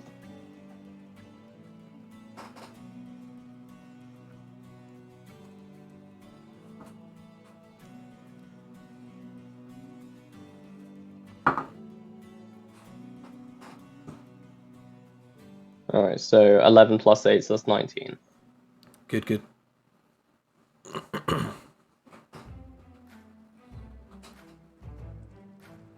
24.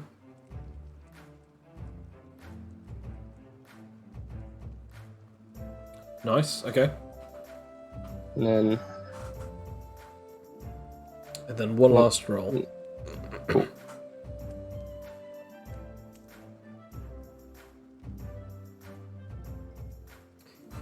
So, you start understanding and unlocking this concept of it, and eventually you get it and you sort of understand how it is. It's like condensing your muscles and sort of tightening and straining them so it gives you like a greater form of defense as well as potential damage output as your muscles are hardened through complete tension. Due to this, you have not only learnt muscle control, which is now a usage style, which is a roll requirement between Constitution and Willpower, but you've also learnt the first level of Willpower Body. Nice. I perhaps believe that I could also teach you one SPMA as well. Oh, this sounds good.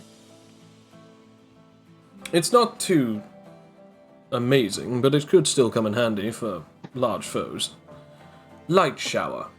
He then claps his hands together, and then a single ball of energy appears in his hands, as he then sort of launches it upwards, and then it separates into multiple orbs within a sort of 10-20 meter radius around the top of his head. And then one must let it rain, as then all of these light balls just come screaming down very quickly, and then just stop just before that they hit anything or anyone. He then snaps his fingers and they all disappear. Man, yeah, that really is a useful technique. It is very good for an area of effect, but it's even better if you are able to cast it above someone else's head. It doesn't necessarily have to be above your own. Of course, it does show, I guess you could say, a incandescent superiority. So he's now going to attempt to teach this to you. Roll 5 either SPMAs or 5 SPs. I can't do plus 15, can I? With Yes, yes you can. Oh, can I? Oh, okay, cool. I mean, you got that SP modifier, you might as well use it. Yeah.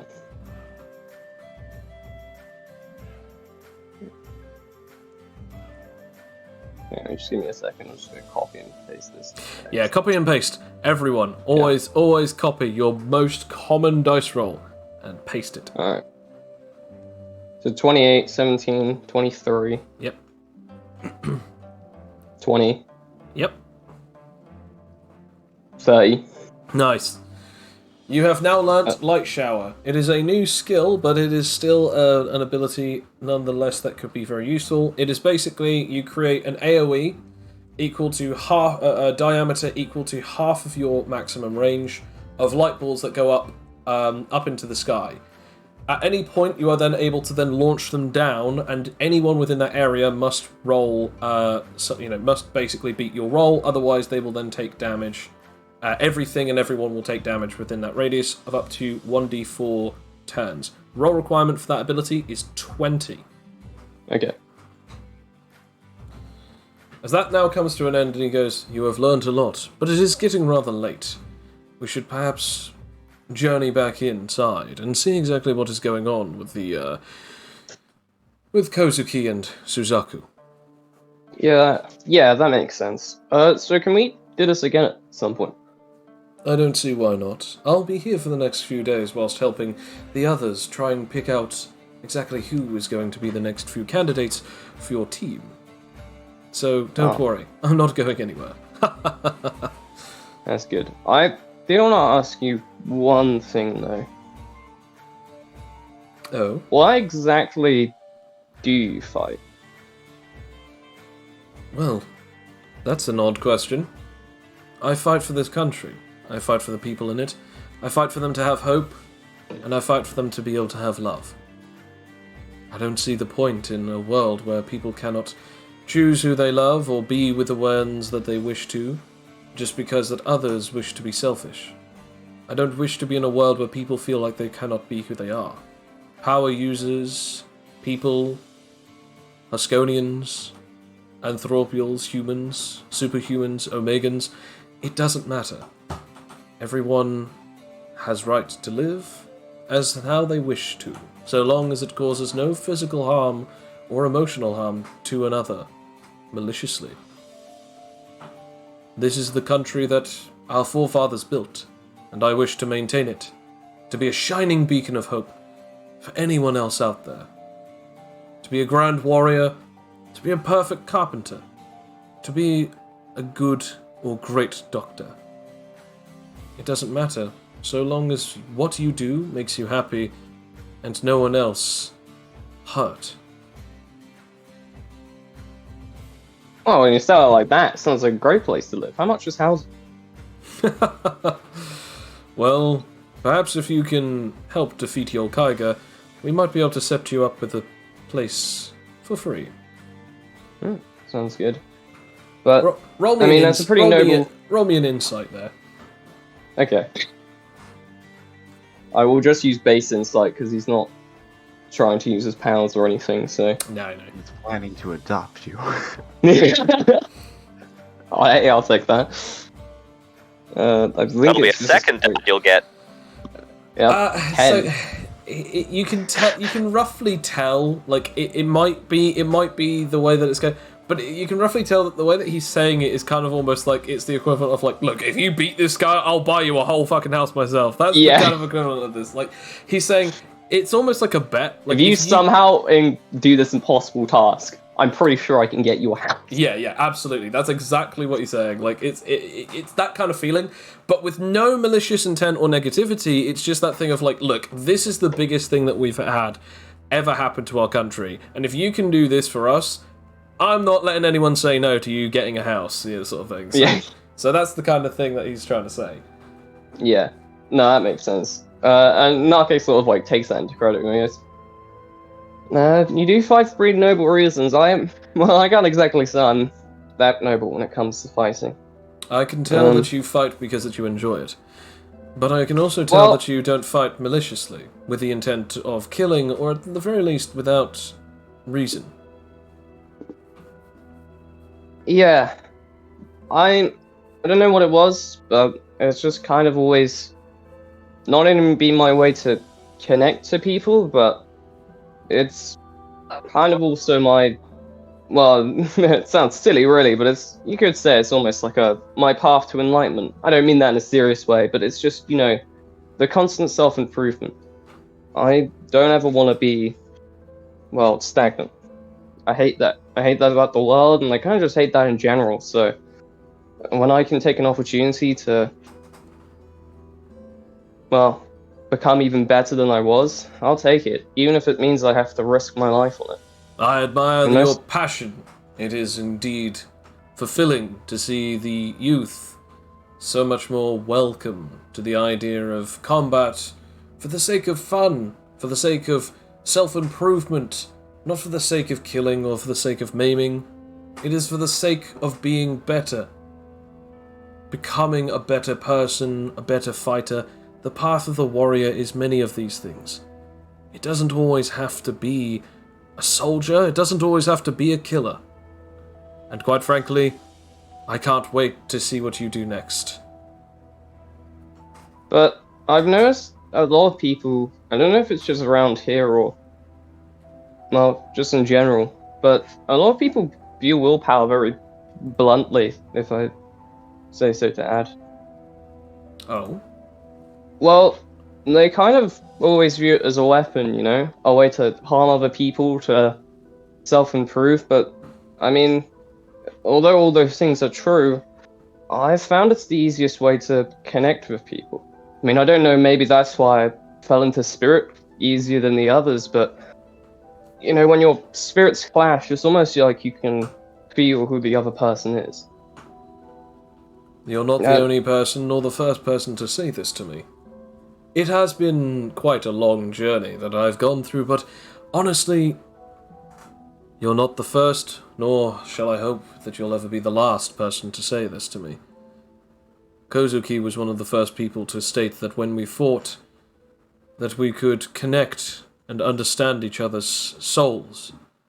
It's the same with Suzaku, and it's the same with a lot of the other members of the people of this great nation. We have a greater connection to the concept of spirit, and when two souls clash, you understand them in a much more enlightening way than you ever could before. It's not so much as mind reading, but it's almost understanding the feel of their heart, resonating with their soul. Yeah, no, definitely. I think that's why I kind of prefer one-on-one fighting. Oh yeah, how legal is it to fight the Guardians? I kind of want to do that at some point, but Well, we'll see exactly how legal it will be soon enough. You can challenge them, but just don't kill them. Now, beforehand, no, that doesn't interest me anyway. We should probably go and get some food. As we now move back on to Felix and Tendra. Felix and Tendra. Tendra is currently carrying you, Felix, as she flies on over to a tavern on the edge of town. Apparently, they were last spotted here. Okay. So we just have to figure out something. Wait, hang on a second. I could have sworn... She then, raises her wrist, and she then says, "What was the name of one of your teammates?"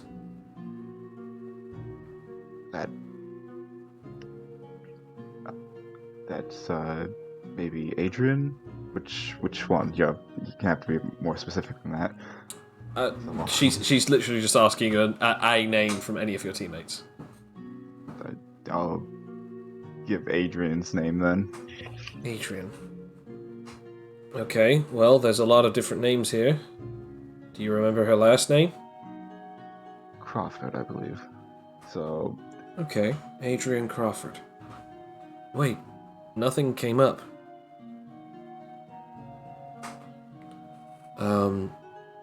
Okay. Well, Rudder did say that perhaps she lost her band. Anyone else? I suppose we could try Rakia. I don't know. Does Rakia have a last name? She then types it up. Okay. Rakia... Location. We've got a match. We've got exactly where we need to go. She then opens her wings again. Follow me. Felix will follow. She then realizes, oh yeah, you don't have wings. And then she then grabs you again and just lifts you up. You guys continue flying for a while, and then suddenly she just keeps trying to lift you up just enough so that she can look at her wrist again. Wait a minute, hang on. She then just drops back down to the ground and then just places you down. Looks at her wrist again. The system is saying that there's no such person as Rakia now. Wait, don't tell me that she's... Oh. It's... Crap. She then, almost like as if she's trying to flick dust off of her arm, and then it creates off of the band, it creates a screen, and it shows a video of Adrian holding the lance and just stabbing it into Rakia as her band disappears from her arm.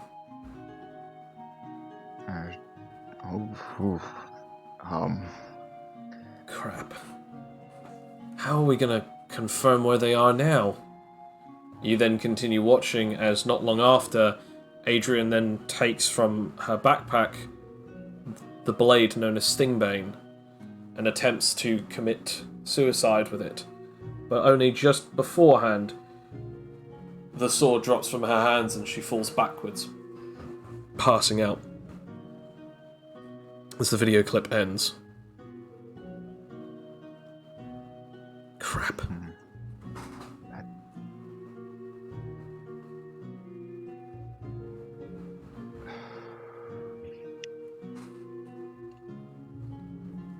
Would there be any way to track their location through, like, Adrian's phone number? Roll tech knowledge. Okay.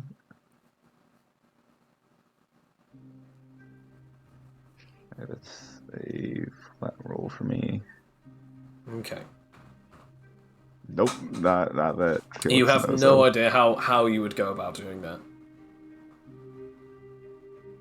Wait, what's the cloaked guy's name? He has a fake name, doesn't he? What was his name? It was. I've gone through so many names. He was Eraser at one point. What was it? Was it Talos? I think. Talos. My brain trying to remember. Gotcha. Huh. Right. Okay. We have a signal again. It's actually not that far. She then begins to run. Felix will obviously follow after. You eventually get to the outside of a palace. It's now about 5:30 in the afternoon. The sun's becoming a little lazy. But you haven't lost too much light yet. Alright. How are we doing this? Loud and stupid, or should we try and be at least somewhat stealthy about this? It would probably be best if I could distract them in some way. Sure. In fact, you do that. And then I'll try and stealth my way through. Sounds good. Do you begin to walk through the courtyards? Yep. You do so. Eventually you get up to a door, a big double door that is on the main centre of this large palace-looking set of pagodas. I will knock on the door. It takes some time until eventually someone answers the door. Basically a rather buxom sort of feminine sort of figure sort of stands at the door. Yeah? What do you want? Hi, Felix Fatigue. I'm looking for Talos, Rakia, Adrian. I was in a party with them. Name? Felix Fatigue. Alright. Shuts the door in your face. Guys, at the moment you guys are currently having food in a very awkward situation. Fletcher, Cloak, and RK, you're having food alongside a bundle of the other members of the Seryu family, including Kozuki and also Novus Raito. Suzaku hasn't joined you for food yet, as according to Novus, he is still working on the ability to bring them back. As it takes some time to charge, and he's been doing this for the last 2 hours. As you're sort of eating, this sort of like, again, large, buxom, feminine figure comes over. White hair, sort of tightly fit kimono.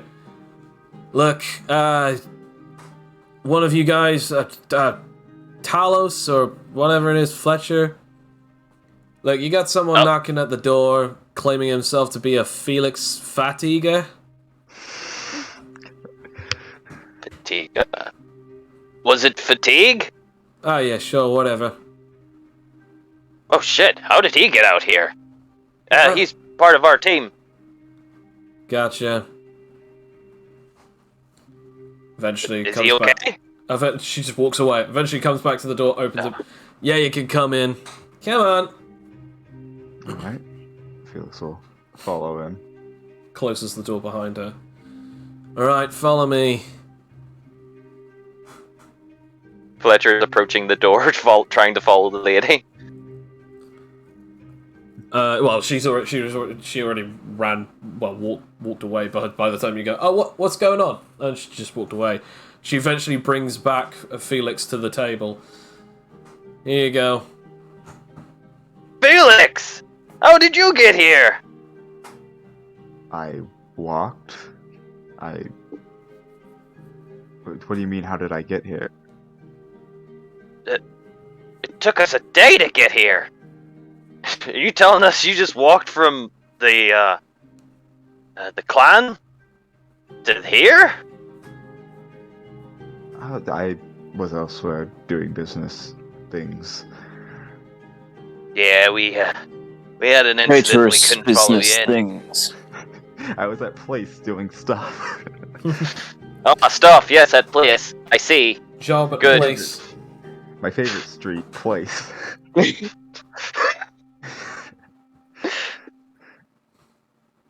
Is this gonna turn We into made a like... friend. Each country at least has one street that's just like the simplest naming. Yeah. This street, that street. Yep. They're right next to each other. Yeah. A man fully clad in armor, even though that he's at dinner, basically then just says to you, "So, you are Mr. Fatigue. Felix. You may take a seat with the rest of us if you would like.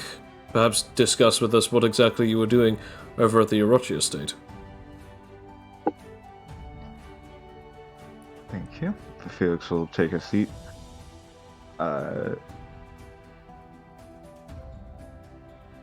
I was mostly doing training, focusing up my willpower skills. Hey! So were we! What a coincidence. It's a good skill to Yeah, have. sounds real likely. What are you talking about, Cloak? Or Eraser, or whatever your name is? Shungi member? It's just interesting that you are separated from us and fraternizing with the enemy. The enemy? I'm not entirely sure what you're implying here. The Orochi clan are no enemies of ours. Not the Orochi clan. Someone who shouldn't be in our party. Well, you weren't accompanied, were you? No? Exactly, he wasn't accompanied. Who exactly is this enemy that you keep talking of? Are you referring to Miss Grum? Well, yes. Oh. Yeah.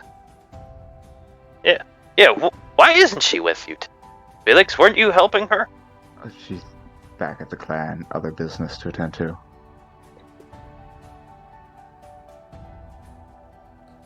I'm gonna have to say, I guess that's a deceit and insight roll. I guess that's a deceit, yeah. It's just a...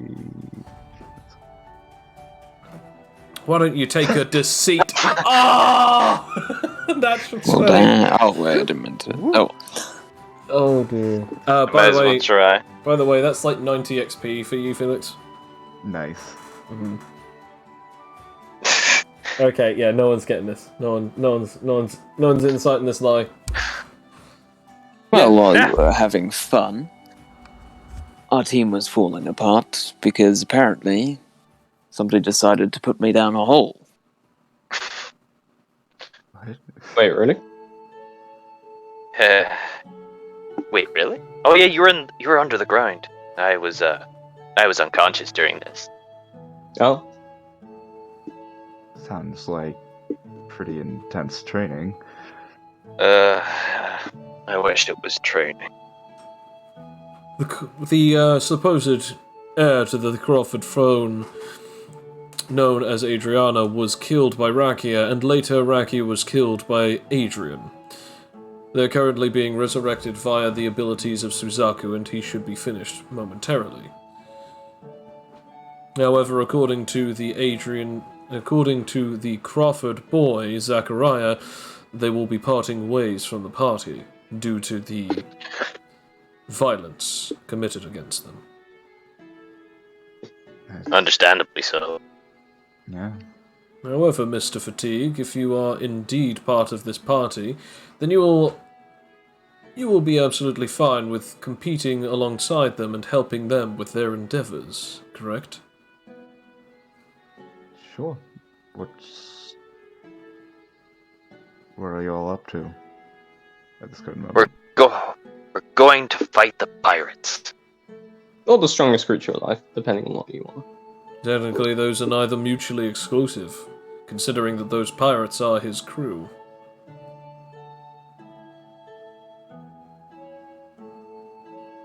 Well, you have my fists. You literally said something like this yesterday, did you not? Like, Fletcher? Why does everyone keep saying You that they have can... my staff. Yeah, why does everyone keep saying that they can have... I don't want your fist. Where are you putting them? Need a hand? It would be good to have you alongside us again, Felix. Too much is going on. Yeah, it would be good to just have one goal to focus on. Anarche, I'm going to ask you to roll me either a perception or a. I'm going to say either a perception. Actually, I'm going to say perception for the sake of attention. Okay. 3. Okay. You're not noticing that? Anarche has not figured out how to use chopsticks yet, so he is stuck struggling to eat his food. Well, He with like your picks it up, powers. he's getting there, and then it falls out. Oh, Damn it. the pain. Makes a like phantom gate beneath it. Yeah. No, that's the moment where he like makes a phantom gate beneath it. It just like falls down, and then he just opens a phantom gate in the palm of his hand, and it just falls down into his mouth. I win this one, food. No food can conquer me. So, you guys have there's basically there's just a moment where suddenly you then hear like a noise as a bunch of people start standing up, as then even Kozuki begins standing up as someone enters the room. A rather large, seemingly elderly, not elderly, but older woman begins to walk in the room. As she has sort of like a very beautiful set of like silver hair, sort of coaxed into this particular sort of headdress. She's quite like sort of portly and rather tall, as she eventually sort of walks on over to this large sort of pillar of cushions, as she then sits down into this large throne of cushions, as then a table is brought in front of her with a few different pieces of food, and an entire gigantic bottle of sake is just slapped down next to her. As then all of the Seryu clan then sort of like bow their heads, including Kozuki. As she then goes, "Continue the feast, my children. Continue. And I thank you. I love you, my children." And then all of them then say in unison, "And we love you, our matron." They then begin to sit back down. I see we have new guests. You are welcome in my house. But please, do behave yourselves. She then continues to eat. Too late for that one, I'm afraid. I don't know what you're talking about. Felix is behaving himself quite well. Yeah, and so am I. Yeah. You'll get her food. Yeah, and so the corpse is in the other room. Look, the corpses are on the other side of the compound. You don't have to worry too much about them. Yep. Fletcher just looks awkward, keeping his head down. Felix had nothing to do with those corpses. So, Fair enough. you He doesn't know, even know where those corpses are. Yeah. There's corpses. He only recently learned that there were Yeah. corpses. So You just then hear Kozuki say, "That is the matron of this entire family, and despite the fact that I am the head, we have incredible respect for her. That is a lot of our mothers. She birthed 20 of us, and our family is rather large, married into multiple other noble bloods. But quite frankly, despite her age, she is incredibly wise to a lot of things that go on around here. She is the one of the Seryu clan, and I am her heir, hence the title, Head of the Seryu clan. She is wanting to currently sort out this situation soon enough, so that she can get back to her usual politics of the noble blood." He then begins to take a sip from a sake cup. Novus then sort of like leans on over. "He means getting married," and then he just suddenly spits up some of the sake. "Will you behave?" Starts nudging him with his shoulder. Joe, the energy signature that she gives off, is it the same one that I sensed before that was kind of like, was it ill? No, not ill, but when you sense hers, it is powerful. It is Okay, it's just a powerful. It is not on the same level as those two, but hers is powerful. You can sense that she knows a little bit of willpower capabilities, but nowhere near the level of both her son and this other guy known as the Emperor. Her abilities are also the same as her son's dragon, but that's it. He shares only one power with her. Power. Yeah. No chemistry, but just dragon. Anarche sort of just like quickly eats a bit more and goes, "Well, thank you for the meal. I'm not exactly sure who I should be thanking for this. I'm going to assume you because you're the new head. The chef, but I shall relay your messages. Thank you. Well, I'm going to go and train now." So she just gets up and walks out the room. Can I attempt to stop Anarche by, I guess I'll just call out to him. Okay. "We're not finished yet." You see he's like halfway through a step and starts leaning back a bit. Oh, we're not? As much as it's enjoyable to have a great meal and drinks with friendly faces, this should be a serious meeting.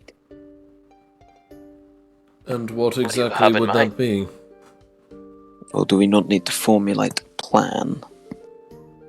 Can we... Right, yes, I forgot entirely about that. Yes. Please, Anarche, take a seat again. Anarche awkwardly walks back to the table. Indeed, we should actually talk about a plan, he says with a big smile on his face. I So, think Felix is specifically avoiding any alcohol. fair enough. So, we should probably discuss this. What exactly would you like to discuss any further than us giving you supplies, and of course any particular armaments that you may need, and sending you off to one of the borders?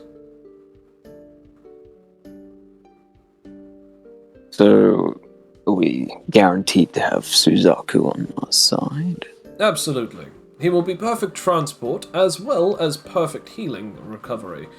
I am led to believe that you are a nullifier, so your abilities may make it rather difficult for others to heal you without the proper training with willpower imbue as well as healing capabilities. Am I incorrect? No, that is true.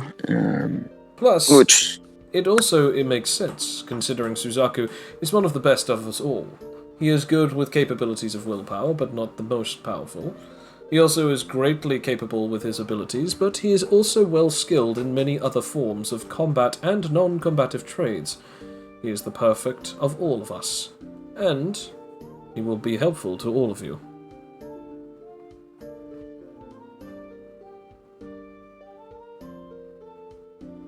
I should probably ask, does anyone here know what kind of numbers the pirates have? I'm not talking about their strongest members, but just in general, with all the foot soldiers, if you would.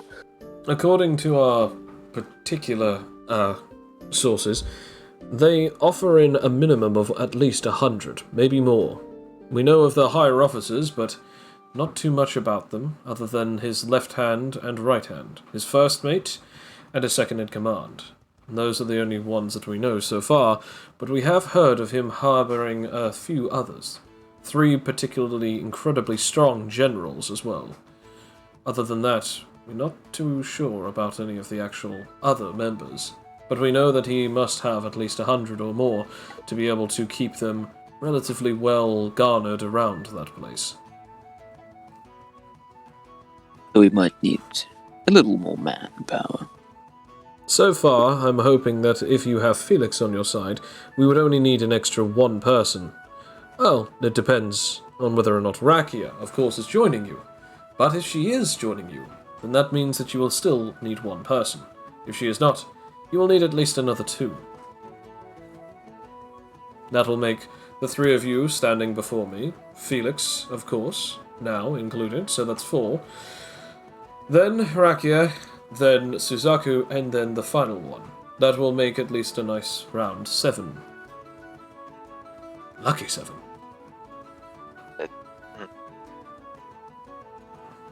Felix.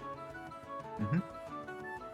I know it's probably none of her business, but would Tendred help us out if she's not busy at the moment? I could certainly ask, but they were more than likely busy. But it doesn't hurt to ask. Eh. If you would, that'd be generous. I'll see what I can do. Should Felix be rolling nerve throughout this? I'm going to say, yeah, roll nerve. Yeah, just 'cause he knowing what's going on. Yeah. Okay, a 24. I'll also just Yeah. roll that d10 back up to full. Back up to full, yeah. The good old stockpile. Yeah. Cool as a fatigued cucumber. A tall glass of water. 1 tall glass of water. Cold. Ice cold. They call me Chili because I've got ice in my veins. Still more- riding off that natural 20 deceit. Yeah, fair enough. So eventually some time comes in, some time goes by as you guys are discussing. Is there anything else that you wish to particularly discuss, Cloak? So how do we... Obviously, old Cloak is on his island, right? Yes. Being guarded by all these pirates. So how are we supposed to get over to the island? That's the real question. Well, you will either need to steal a ship, garner one, or, obviously, we could try to get you one, although that still wouldn't help with some of the issues that are currently plaguing the current island. Unless if you want to go directly to his island. But there are a couple of other possibilities. For instance, Suzaku could eventually fly you there once his influence has been weakened on the southern region. Or you could just fly right there. Not that that would be the best answer, considering that theoretically could be very dangerous.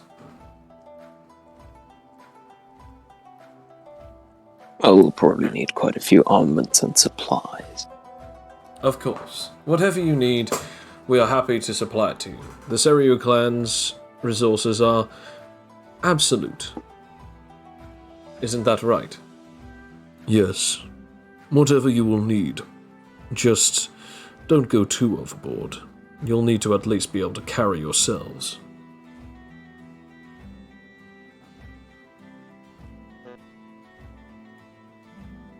So I think, fine.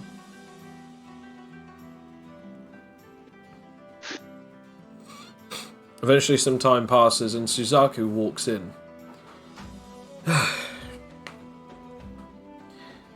It is done, my friends. That was a bit touch and go. They should be up and at him soon enough. I did have to move Rakia away from the others, however, just in case if there was going to be a problem. But nevertheless, the Wasp family are well resting. Zachariah is now asleep, and as is Adrian. Adriana should wake up soon enough.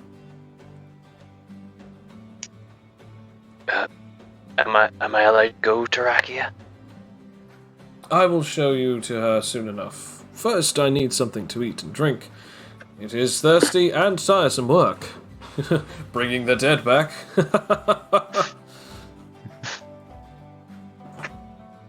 It must be a powerful skill. It must take a lot out of you. There's kind of an uncomfortable look on Cloak's face at the thought of just casually bringing the dead back to life. Thanks to my Phoenix rebirth, they are completely restored anew.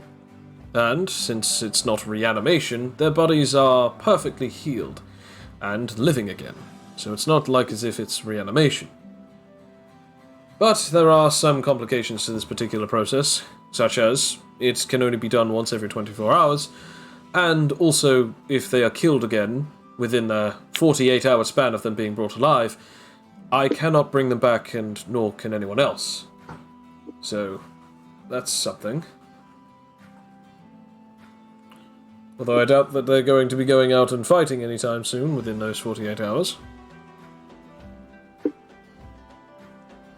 I'm not sure if we could trust them to fight alongside us anymore anyway.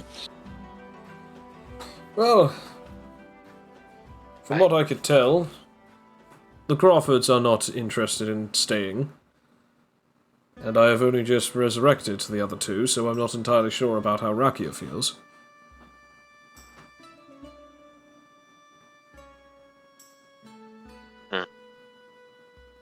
I cannot speak on my sensei's behalf, but something tells me she would still enjoy the idea of fighting or to gain more power.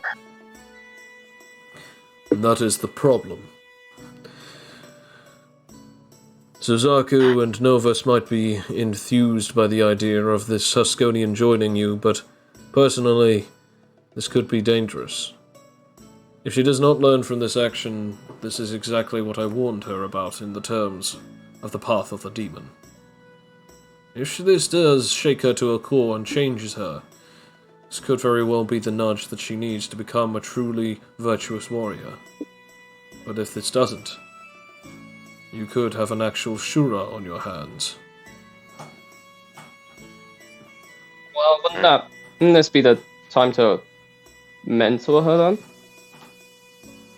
I mean, if she can't figure it out, I mean, it makes sense that someone would try and make sure she does.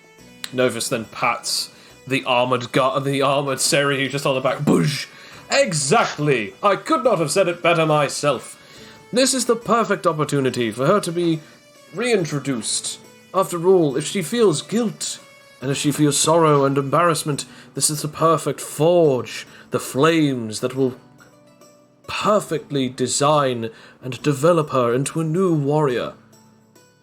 This is the fall that would help her blossom into something greater. You mean spring? I know what I said. Yeah, as they're having this conversation, I'd like to try and specifically, like in my range, focus on just like those lot, the recovering lot, and the general area around it, and then start sort of focusing on individual people and trying to determine how their sort of will is at the moment. Like, does it seem erratic, or is it more, just filled with anger? Okay. Is it just calm? Roll me. I don't know what you'd want me to roll for. I guess roll me an insight, I guess. Because I do have the insight and SP usage stuff. Yeah, no, okay, yeah. I didn't know that you actually... I couldn't remember if you did or didn't have that, but yeah, roll that then. So insight Okay. and obviously the SP thing. Alright, that succeeds. Yep. There's a 13. And then the last one. And that succeeds. You're sort of sensing people around within your radius, like sort of gathering some information, just... You can't really sense anything from Cloak at all. Like, anything from Cloak. Like, Yeah. legitimately, it's like a blank space of essence.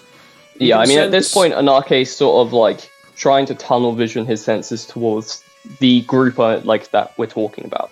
Oh, okay. The unconscious lot. You can sense the life force from, from the three. You can sense all of their three life forces. You can sense, like, disgruntlement, like, genuine, like, disappointment and disgruntlement from one, anguish from another, which is from Adrian. And then just... You don't really feel too much emotion, but, relative confusion from Adriana's sort of form. You also sense another, like, sort of essence, like another life force near it. Rather powerful life force near it. And it seems to sort of be sort of siphoning something from it. You're not entirely too sure. I think the minute he senses that, because from the way Suzaku's described it, there shouldn't be anyone else near them. And considering I know these, to be fair, Narco just kind of finds this sus. Is the best way to put it. Just a random person going up to an unconscious person and siphoning something from them. Anarche would, again, in classic fashion, probably just bolt towards them. Fair enough. Roll me move speed. Alright. Which I believe is +5 now. Nope, Anarche's off again. I'm also going to ask you to roll me a finesse as well. Alright, cool. 15 on the finesse. The reason as to why you're a lot slower off the gate is because you get up and then you're sort of like darting around people's food and trying not to like knock it over, and you're doing really well, but the only issue is that this is costing you some precious time. Can I just activate flight? Roll SP.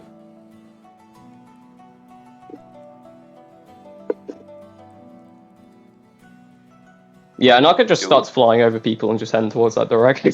Fair enough. Superman! Superman! Would be able to connect the dots of what's going on. I guess roll me a wisdom or Yeah, I mean, this guy intelligence. just got up and just fucking bolted. I'll do intelligence.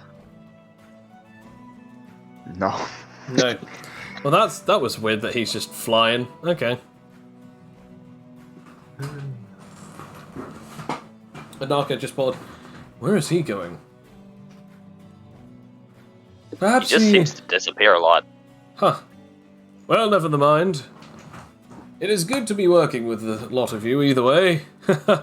I can't wait to be able to sink my blade into the opponents, and also burn them. I wish to see you in combat firsthand again. From their sparring match, I did enjoy the art you did. I'm afraid that I was not at my best. That's thanks to this one. He then pats Cloak on the shoulder. But I also did not get to see the best of your abilities, as he points over at Felix. You buffed up in front of me, but I don't exactly know what that does. In short, just makes my punches stronger. I'm sorry that I didn't get to see it. Well, hopefully you don't freak out like you used to. I've gotten better at that. Fletcher rubs his cheek responsibly. And okay, we now finally come back to you. I'm going to ask you to roll me a move speed. Would it be move speed or SP now? Because he's obviously using his abilities to fly. I'm going to say still move speed. Fair dues. Light speed. Oh. You suddenly get stuck on. Suddenly get like stuck on a part of the ceiling. Like you just hit into one of the beams. Just get. How far away am I from my destination at this point? About 10 meters. Oh, cool. Alright, I just used the phasing fist thing, or the phasing thing, to basically put myself in the room. Okay, roll for it. I have to roll something for her. I'm just looking for it first. Alright, well, it definitely works.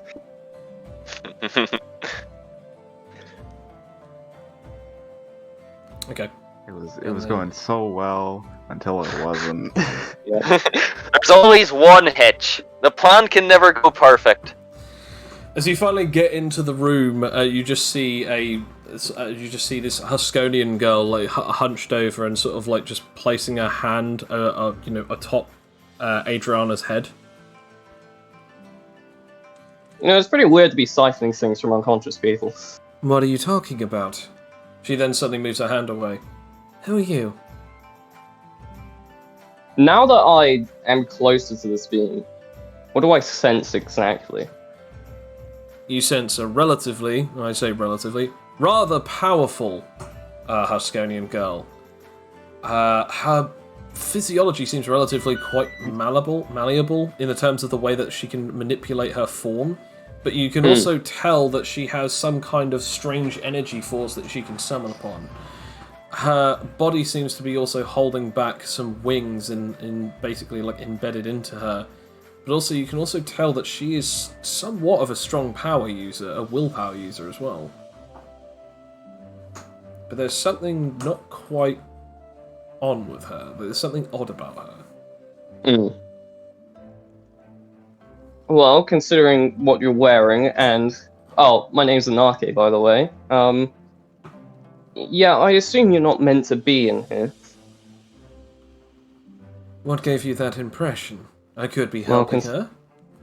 Well, considering this was Zuzaku's job and not yours, and just like I've said, you stand out a bit too much. Also, it's not normally normal to siphon from your patients. I don't know whatever you're talking about. Siphon? I can sense your powers, you know. This is a pretty feeble argument. Animon, child.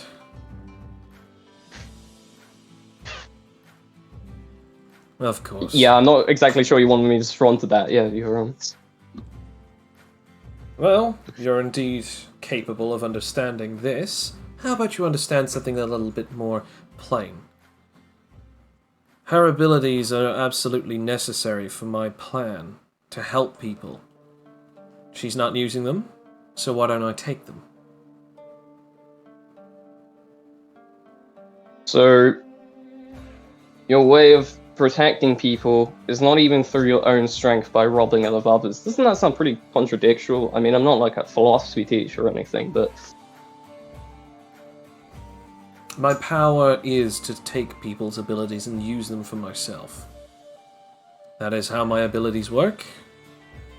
That's how it goes. So you just do it without question? The question is more about whether or not it's necessary to use these abilities, and, since she has manipulation, it only makes sense for me to take that. Right, yeah, sorry. I understand. You said this is to save the world. How exactly? Have you not noticed? This entire tournament was made by someone who got a little too trigger-happy with the way that people's abilities and martial arts mix. Superpowers are quite literally eating up this entire world. So my plan is to take one to completely stop this stagnation. You know that there's a guy's wife who's currently in a hospital bed somewhere. Because of the way that her powers are, they've mutated and malformed, and they're eating away at the very essence of her being. She's malnourished even though that she shouldn't be. There are powers all over the world that are affecting people in the wrong ways, and with this ability, I could treat them and stop those who have abilities that don't deserve them.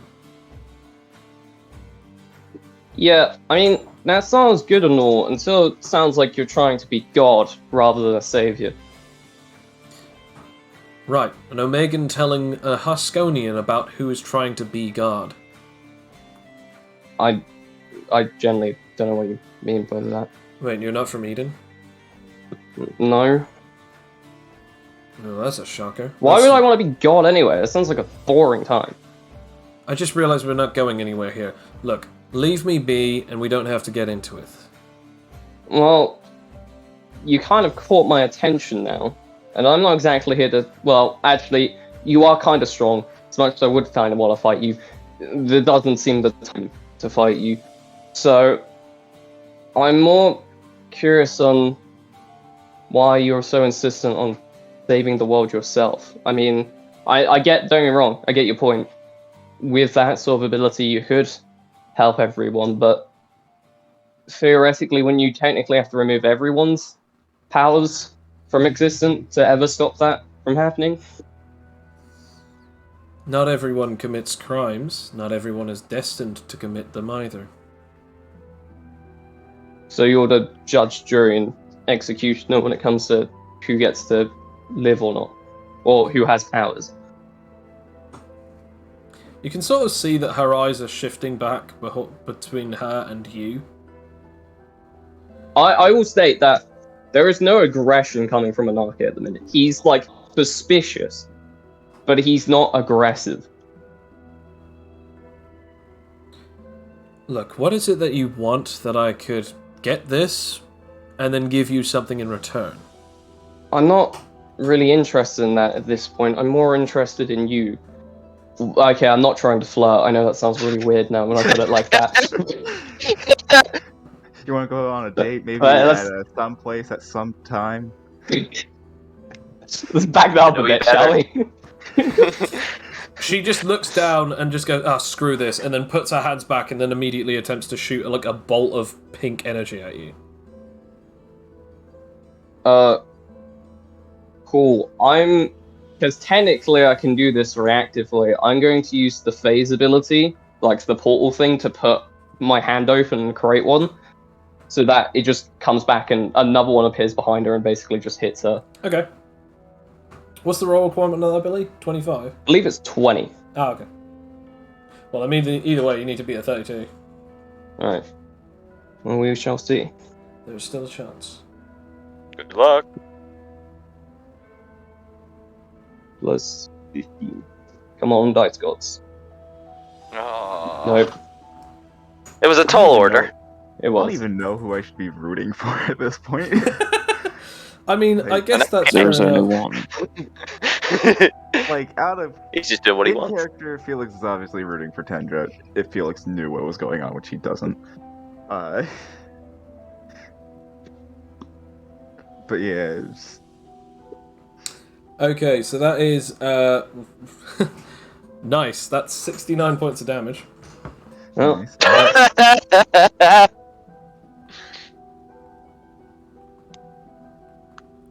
oh, I technically take an injury as well.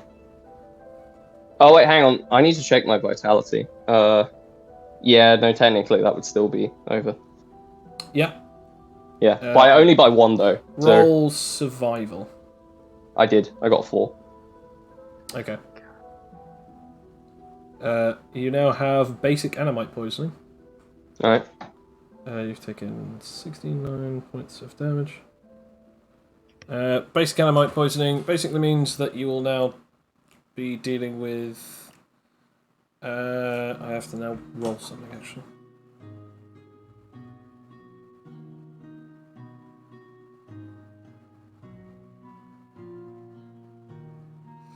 Okay, so...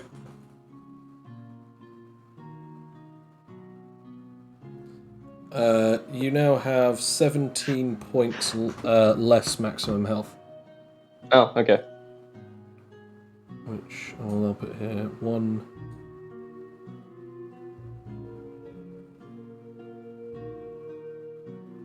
Yeah, sorry. 1, 2, 3. Yeah, nice. 1, 2, 3. Yeah, your entire body is infested with this horrible pain as it sort of knocks you back against the wall. Due to this, I need you to roll me an endurance to see if you are stunned or not. You are indeed stunned. She then lunges towards the. Does stunned mean I just can't take any physical action, or is it any action in general? I'm going to say you won't be able to take a physical action at this point, as she then goes to attempt to... So, technically, I could fire an energy blast still, because thanks to manipulation, all I have to do is generate it, then direct it. I'll say you can, but roll... I'm going to say... Disadvantage? Yeah, I'll say disadvantage, yeah. Alright, fair enough. So... 2d20s.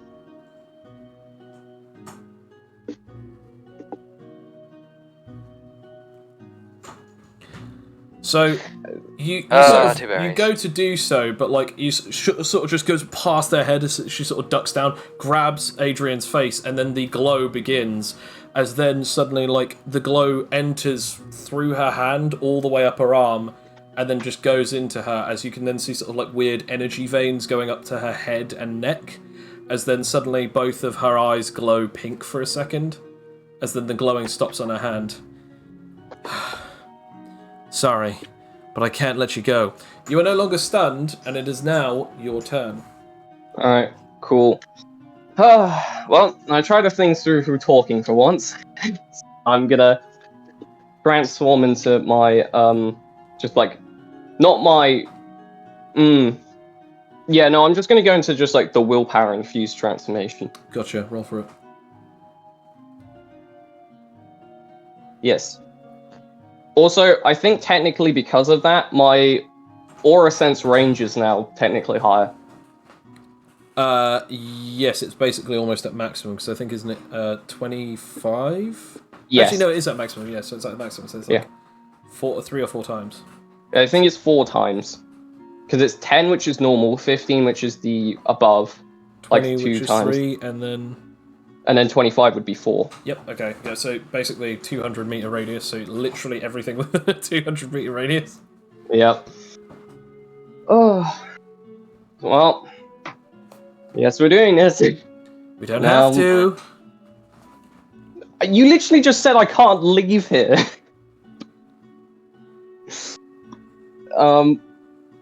Oh yeah, I didn't mean to say that. I meant to say... She goes, shit. Well, you know what? I didn't mean to say that, but I'll keep it. I was supposed to say, instead of like, I can't leave you here, it's like, well, gotta leave you here. That's what I meant to say. Misinput. Error macro. You could go back if you want. I mean, we took back the flame, so I mean, either way, it's just like, well, gotta leave you. And then obviously you still transform anyway. Yep. Tendra does now have the powers to like stop that. Well, she has to touch him first. She has to touch me. I'm just I'm sitting here debating who do I cheer for in this. That's the normal Anarche conundrum. Welcome to the club. Who do I vote for in this situation? Yeah, this election seems really hard. Yeah. Alright, I'm gonna like go up to her and then I'm gonna like drop and sweep down as I'm gonna do like a kick to the ankle using just like strength or hand to hand. So plus 10. Is this to deal damage or is this to knock her over? I would say this is to knock her over. Okay.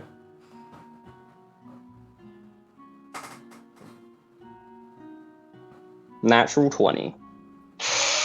Nice. Are they making a ruckus at this point? I think she has a... Okay, yeah, she has plus 11. She tries to sort of like jump, but then you get her other foot. Like, so you miss the first foot, get her other foot, and just hit just straight down onto the ground. That's technically her reaction. Yeah? That is her reaction. So yeah, this works perfectly as it's now your second action. I go and I don't have my other techniques, do I, like Earthbreaker or that sort of thing? Not yet. No. I could, but not yet. This reminds me of an ability my brother used. Earth! I, Is this the day that you learn Earthbreaker? yeah, I'm performing it right now. I actually don't know what his powerful ability. Sorry about this. No worries. More like second form of combat, and most of his stuff is You know what? I'll just do like a fist of will attack. Actually, this is the ability where willpower is powered through, isn't it? Yes, So but it's just... if I did that, when I could technically cap overflow, couldn't I? Yes.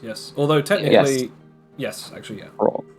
Yeah, because I think we stated before that I can't proc over. No, you Whatever it's can't called proc in this one. overflow with this transformation because it's based Yes, on SP. I have to roll for it, so I'll roll for fist of will. I mean, do you have Spirit Fist? Yeah, but that's an imbue thing, isn't it? Or can I do that just Oh as an yeah, attack? no, sorry, yeah, I forgot you've only got one action, so you need Yeah. to use to start. Yep. Yeah. Damn. Okay. Well, 2 berries.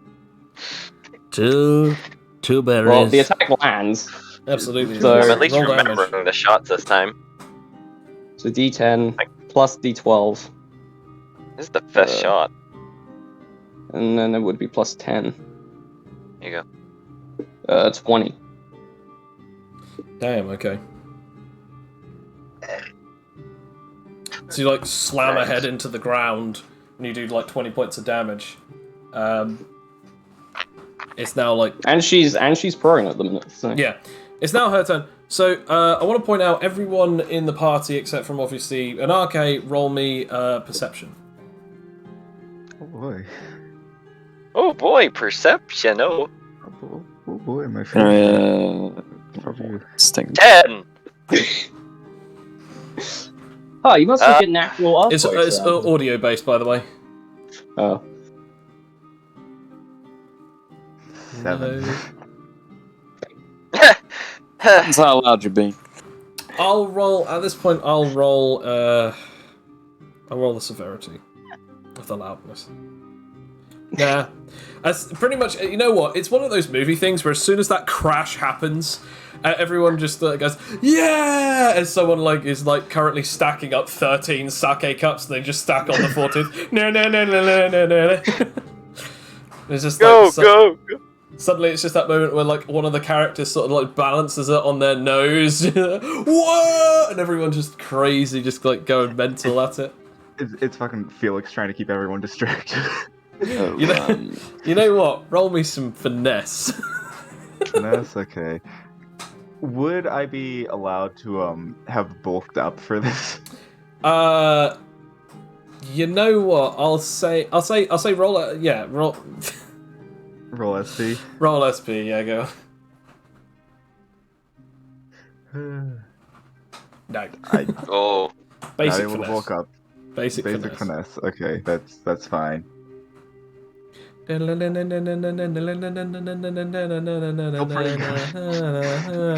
Yeah. Hey. Whilst this is going on, yeah, crash right into her head. She then just sort of let's see.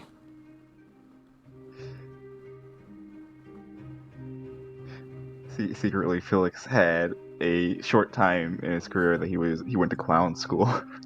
Roll me SP, Anarche. All right.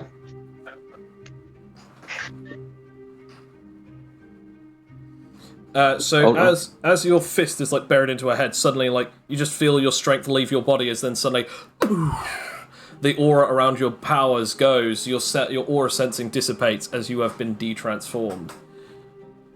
She then just goes, "I'm getting used to these fast." I mean, you assume I need my powers to still beat you.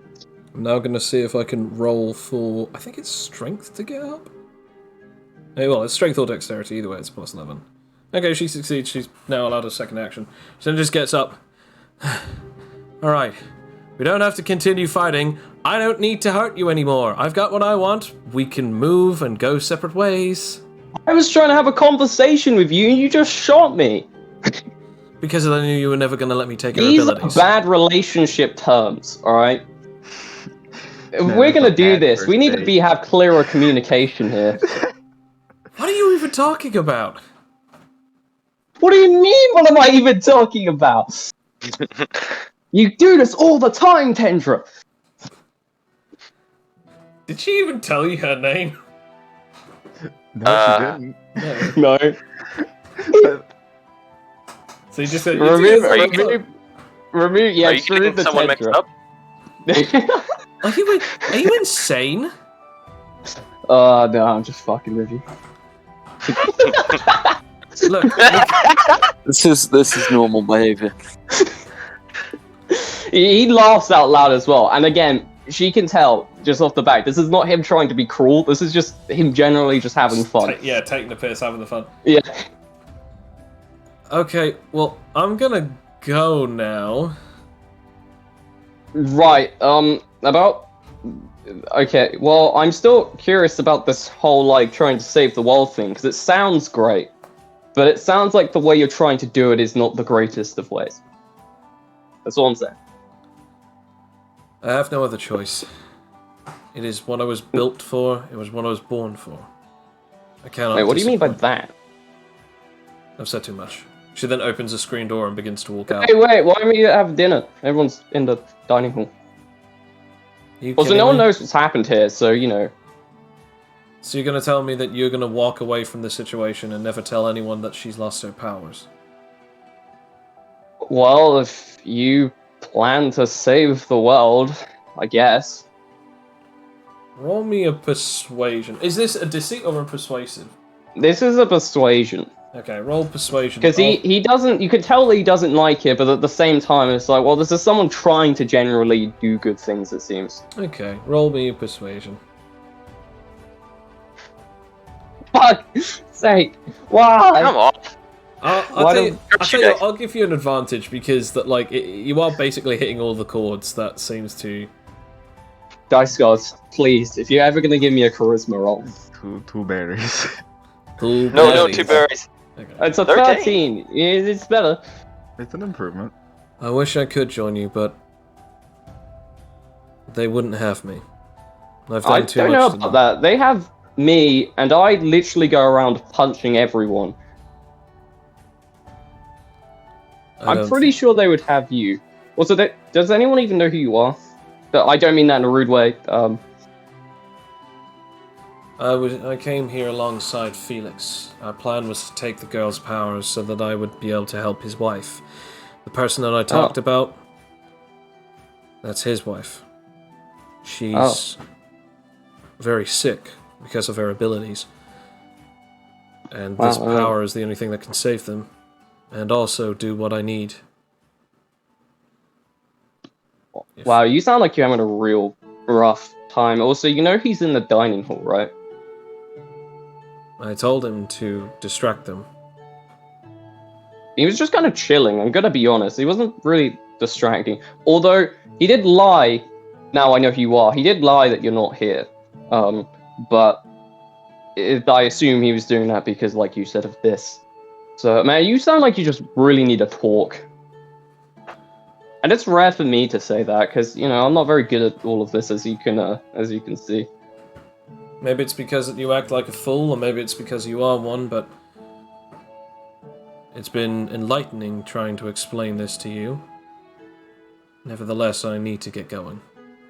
Alright, well, I guess I'll see you around. Also, make sure to live life for yourself and not others.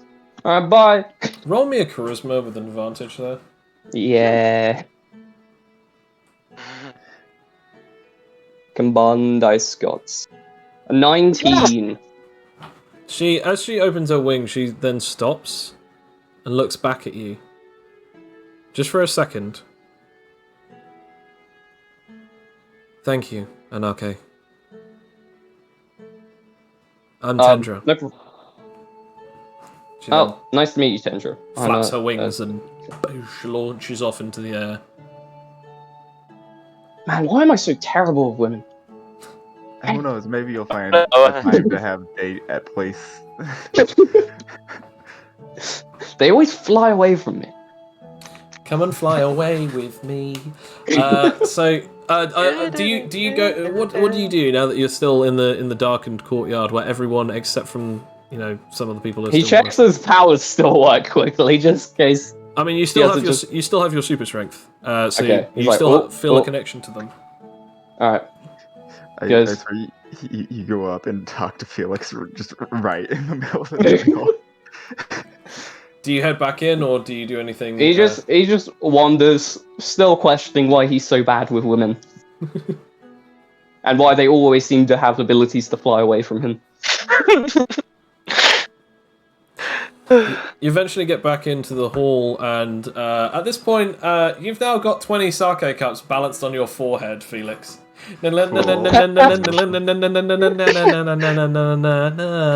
Oh, yo. How's everyone doing? Ah!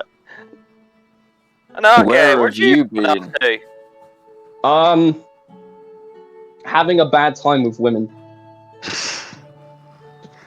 Oh, I know that feeling. Yeah, they shot me with like a weird pink beam. Can someone I'm gonna ask a certain someone to roll me a nerve, Yeah. and the others to roll me a history. I mean, he said he wouldn't tell, but he's terrible at not telling. Hey, no. Joe. Roll me a finesse with disadvantage, Felix. Yep. I fought Joe, this can I woman before. Joe, can I roll advantage considering I took a pink beam? I'll say no, because It's 11 total. God. Jeez. Alright. So the sake is dropping.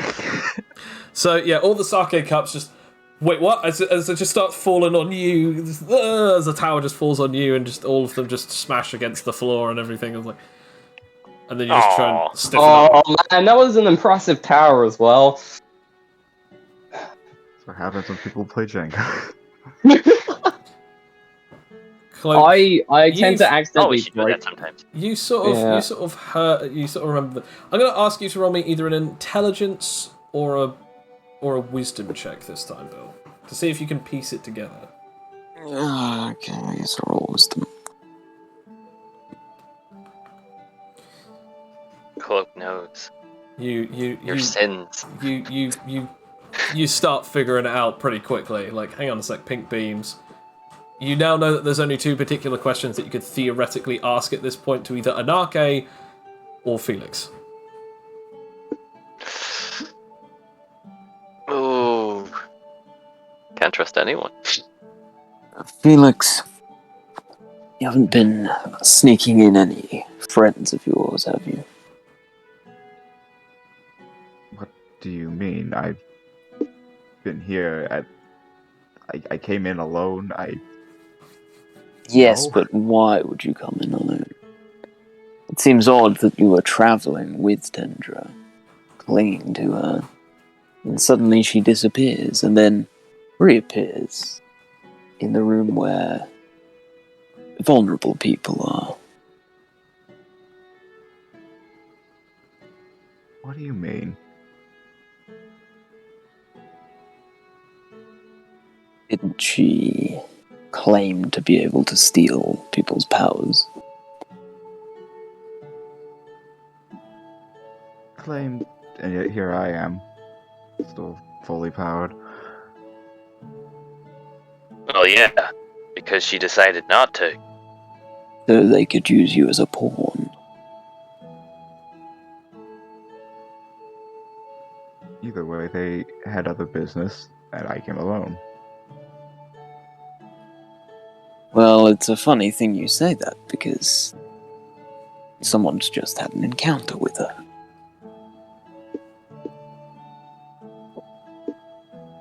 Wait. Are you saying she was here? Guys, can I ask you as a question? He's like referring to everyone. I mean like because we're all guys here, right? Yeah. I constantly have this issue where women are constantly flying away from me. And it's every single time. Yeah. I don't know the explanation for this. I think gods themselves if there is one, deliberately does not like me. You just have it that like Kozuki is just not bothering to answer that question. You can see in the face of Novus is like, is no one else gonna say anything? Like, you know, like there's just that awkward quietness, and then suddenly like you feel like a sort of like a sort of very like muscular shoulder like come on down to yours as you see like this again like this again this woman sort of leaning against you going, well, I've got a few ideas. Not a now, Fenry.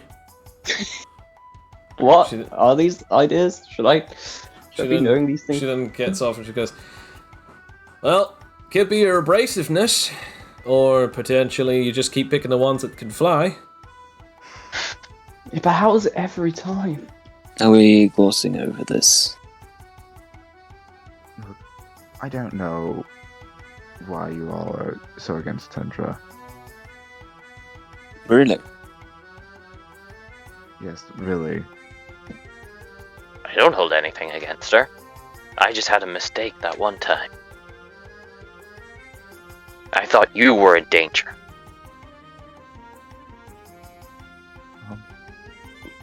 In the end, I wasn't. Yes, Nice. but hindsight is always 20/20, Felix.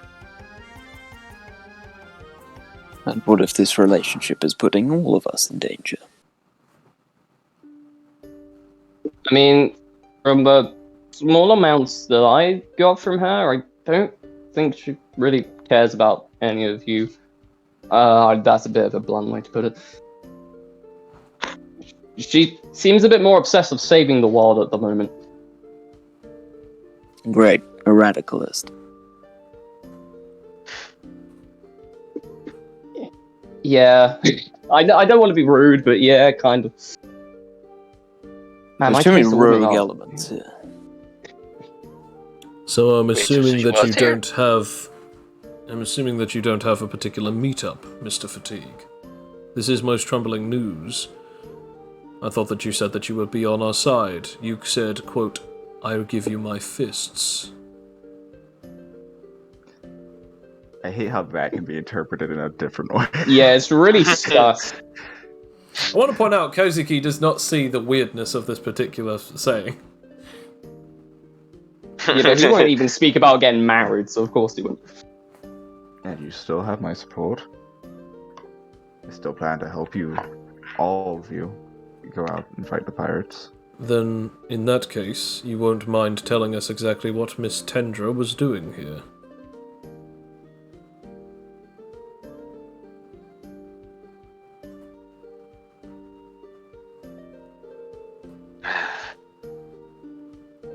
I'm trying to think of how to word things.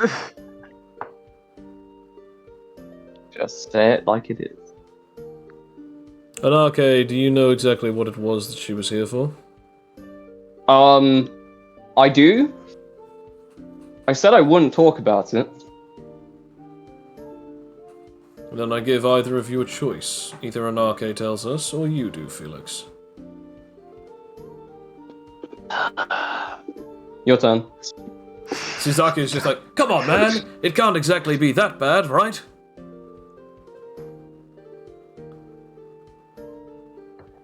Again, I'm literally just trying to think of how to word things. Yeah. For Felix the same.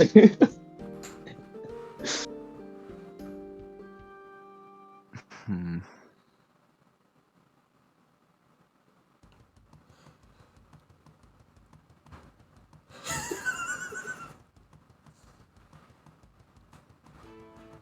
Doo-doo-doo. I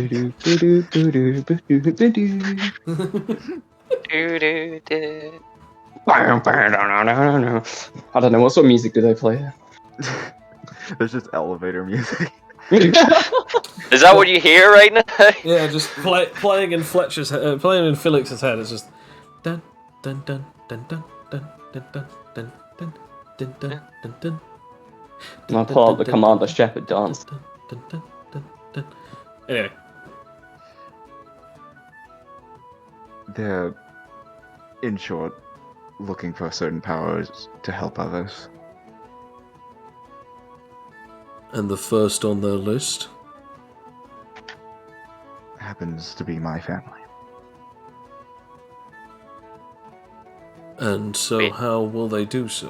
What particular power are they in need of for that? Funnily enough, the power to is it the power to take or alter powers? My brain. It's manipulation. It's superpower manipulation. The power to manipulate other powers. My wife is in a very unfortunate circumstance where their power is killing them. Oh yes, I remember you telling us. It's a pretty sad story. So, what does this have to do with Tendra? Couldn't she take your wise abilities? I'm afraid that would kill Tundra. So you need something to manipulate her abilities without giving them over to another poor soul. Exactly. And who exactly would have the power to manipulate powers? I've heard that superpower manipulation is quite rare. Well, there are several people. Just happens the closest one is Adriana. What? Wait, what?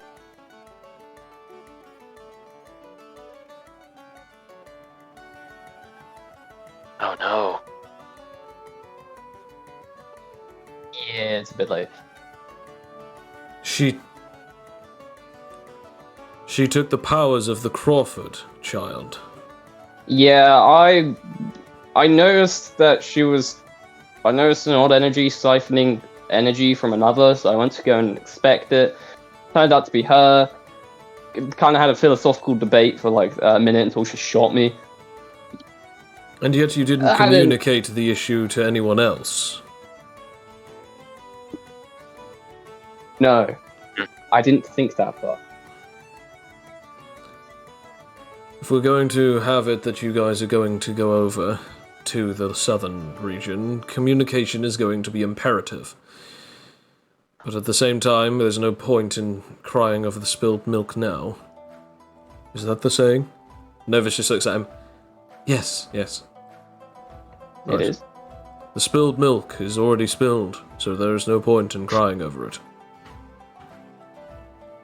Novus just sort of thumbs up, but sort of like a sarcastic face. I'm like, yeah, you're doing good, buddy. Nevertheless, did the two of you... Sorry, go on. It seems the Crawfords just can't catch a break. Now what is going to happen to Tendra now? Have you set up a rendezvous between the two of you, Felix? Or is she now done with what she has bargained for? Because it seems to me like she's nowhere to be seen, and you're still here. I mean, does she have one of those band things? Yeah, you actually saw it. Well, you could just look her up, right? I mean, you also have her phone number, don't you? I remember. Hang on a second. I want to point out this is actually news to the two of you. Because that like Cloak and Fletcher, you didn't know that you could look people up. Didn't have a reason to do it. Why would I need it now? But you now know that that's a thing that you can just search people up from the tournament using the band. Someone stole my muffins one time. I was very angry. Wait, so we can just hunt people down as long as we know their names? I believe that's the point of the mechanic, yeah. Ooh. We should let Adrian know he can hunt Azazel. Yeah, well, I think he has a bit other things to be dealing with. Perhaps there's someone else first on his list now. I mean, also, it depends where she goes, because technically if she goes anywhere I've been before, it'd be really easy to, That's a point. I mean, I can literally travel across the world if I've been there, so... That's how I get these muffins. Okay, we should probably put a pin in that, because if that's the case, then surely you could amass an entire army through that portal of yours. I don't think it's big enough. But yes, technically... well, it's like 9 meters, so... You know, well, yes, technically I could fit a mini army, yeah. Then I think that we know a little bit more about your abilities. We might actually have a few more advantages. Oh, you know, you could just ask, you know, if you have any questions. Then I have one last thing to say to the lot of you. In light of the current situation, Felix, if you are going to lend your aid, we will trust you for now, considering, but you will be under watch whilst you are here, under the Serio clan's hood. Under our roofs, you will do as we say. You can go wherever you please unless instructed otherwise. Perhaps purchase some armaments or even get some supplies for your journey along with the rest of the team. But for the next couple of days, we should probably look for some recruits, as you're going to need a few things to help you along this journey. This is not going to be an easy bout. You are about to step into the very mouth of the tiger. Well, not the tiger, but the Yol Kaiger. Hey, that's pretty good. Good one, my dude. Understood. But now, get some rest. And that is where we shall leave this episode. Woo! That was a good one. Yeah, quite a lot happened actually. Quite a lot happened. We now got the team back together. The band is getting back together. The boys are back in town. For now. These two berries seem rather bitter. You know what? I tell you what. I'll take my wins where I can get it. Everyone learned at least one technique today, and pretty much everyone in the current party right now has the access to willpower spirit. So, at least now you have the capability to be able to fight back against people who have damage immunities or damage resistances thanks to either their biological form or their powers. So, I'm going to consider this an absolute win. Well, maybe not absolute, but it's a win. An absolute win.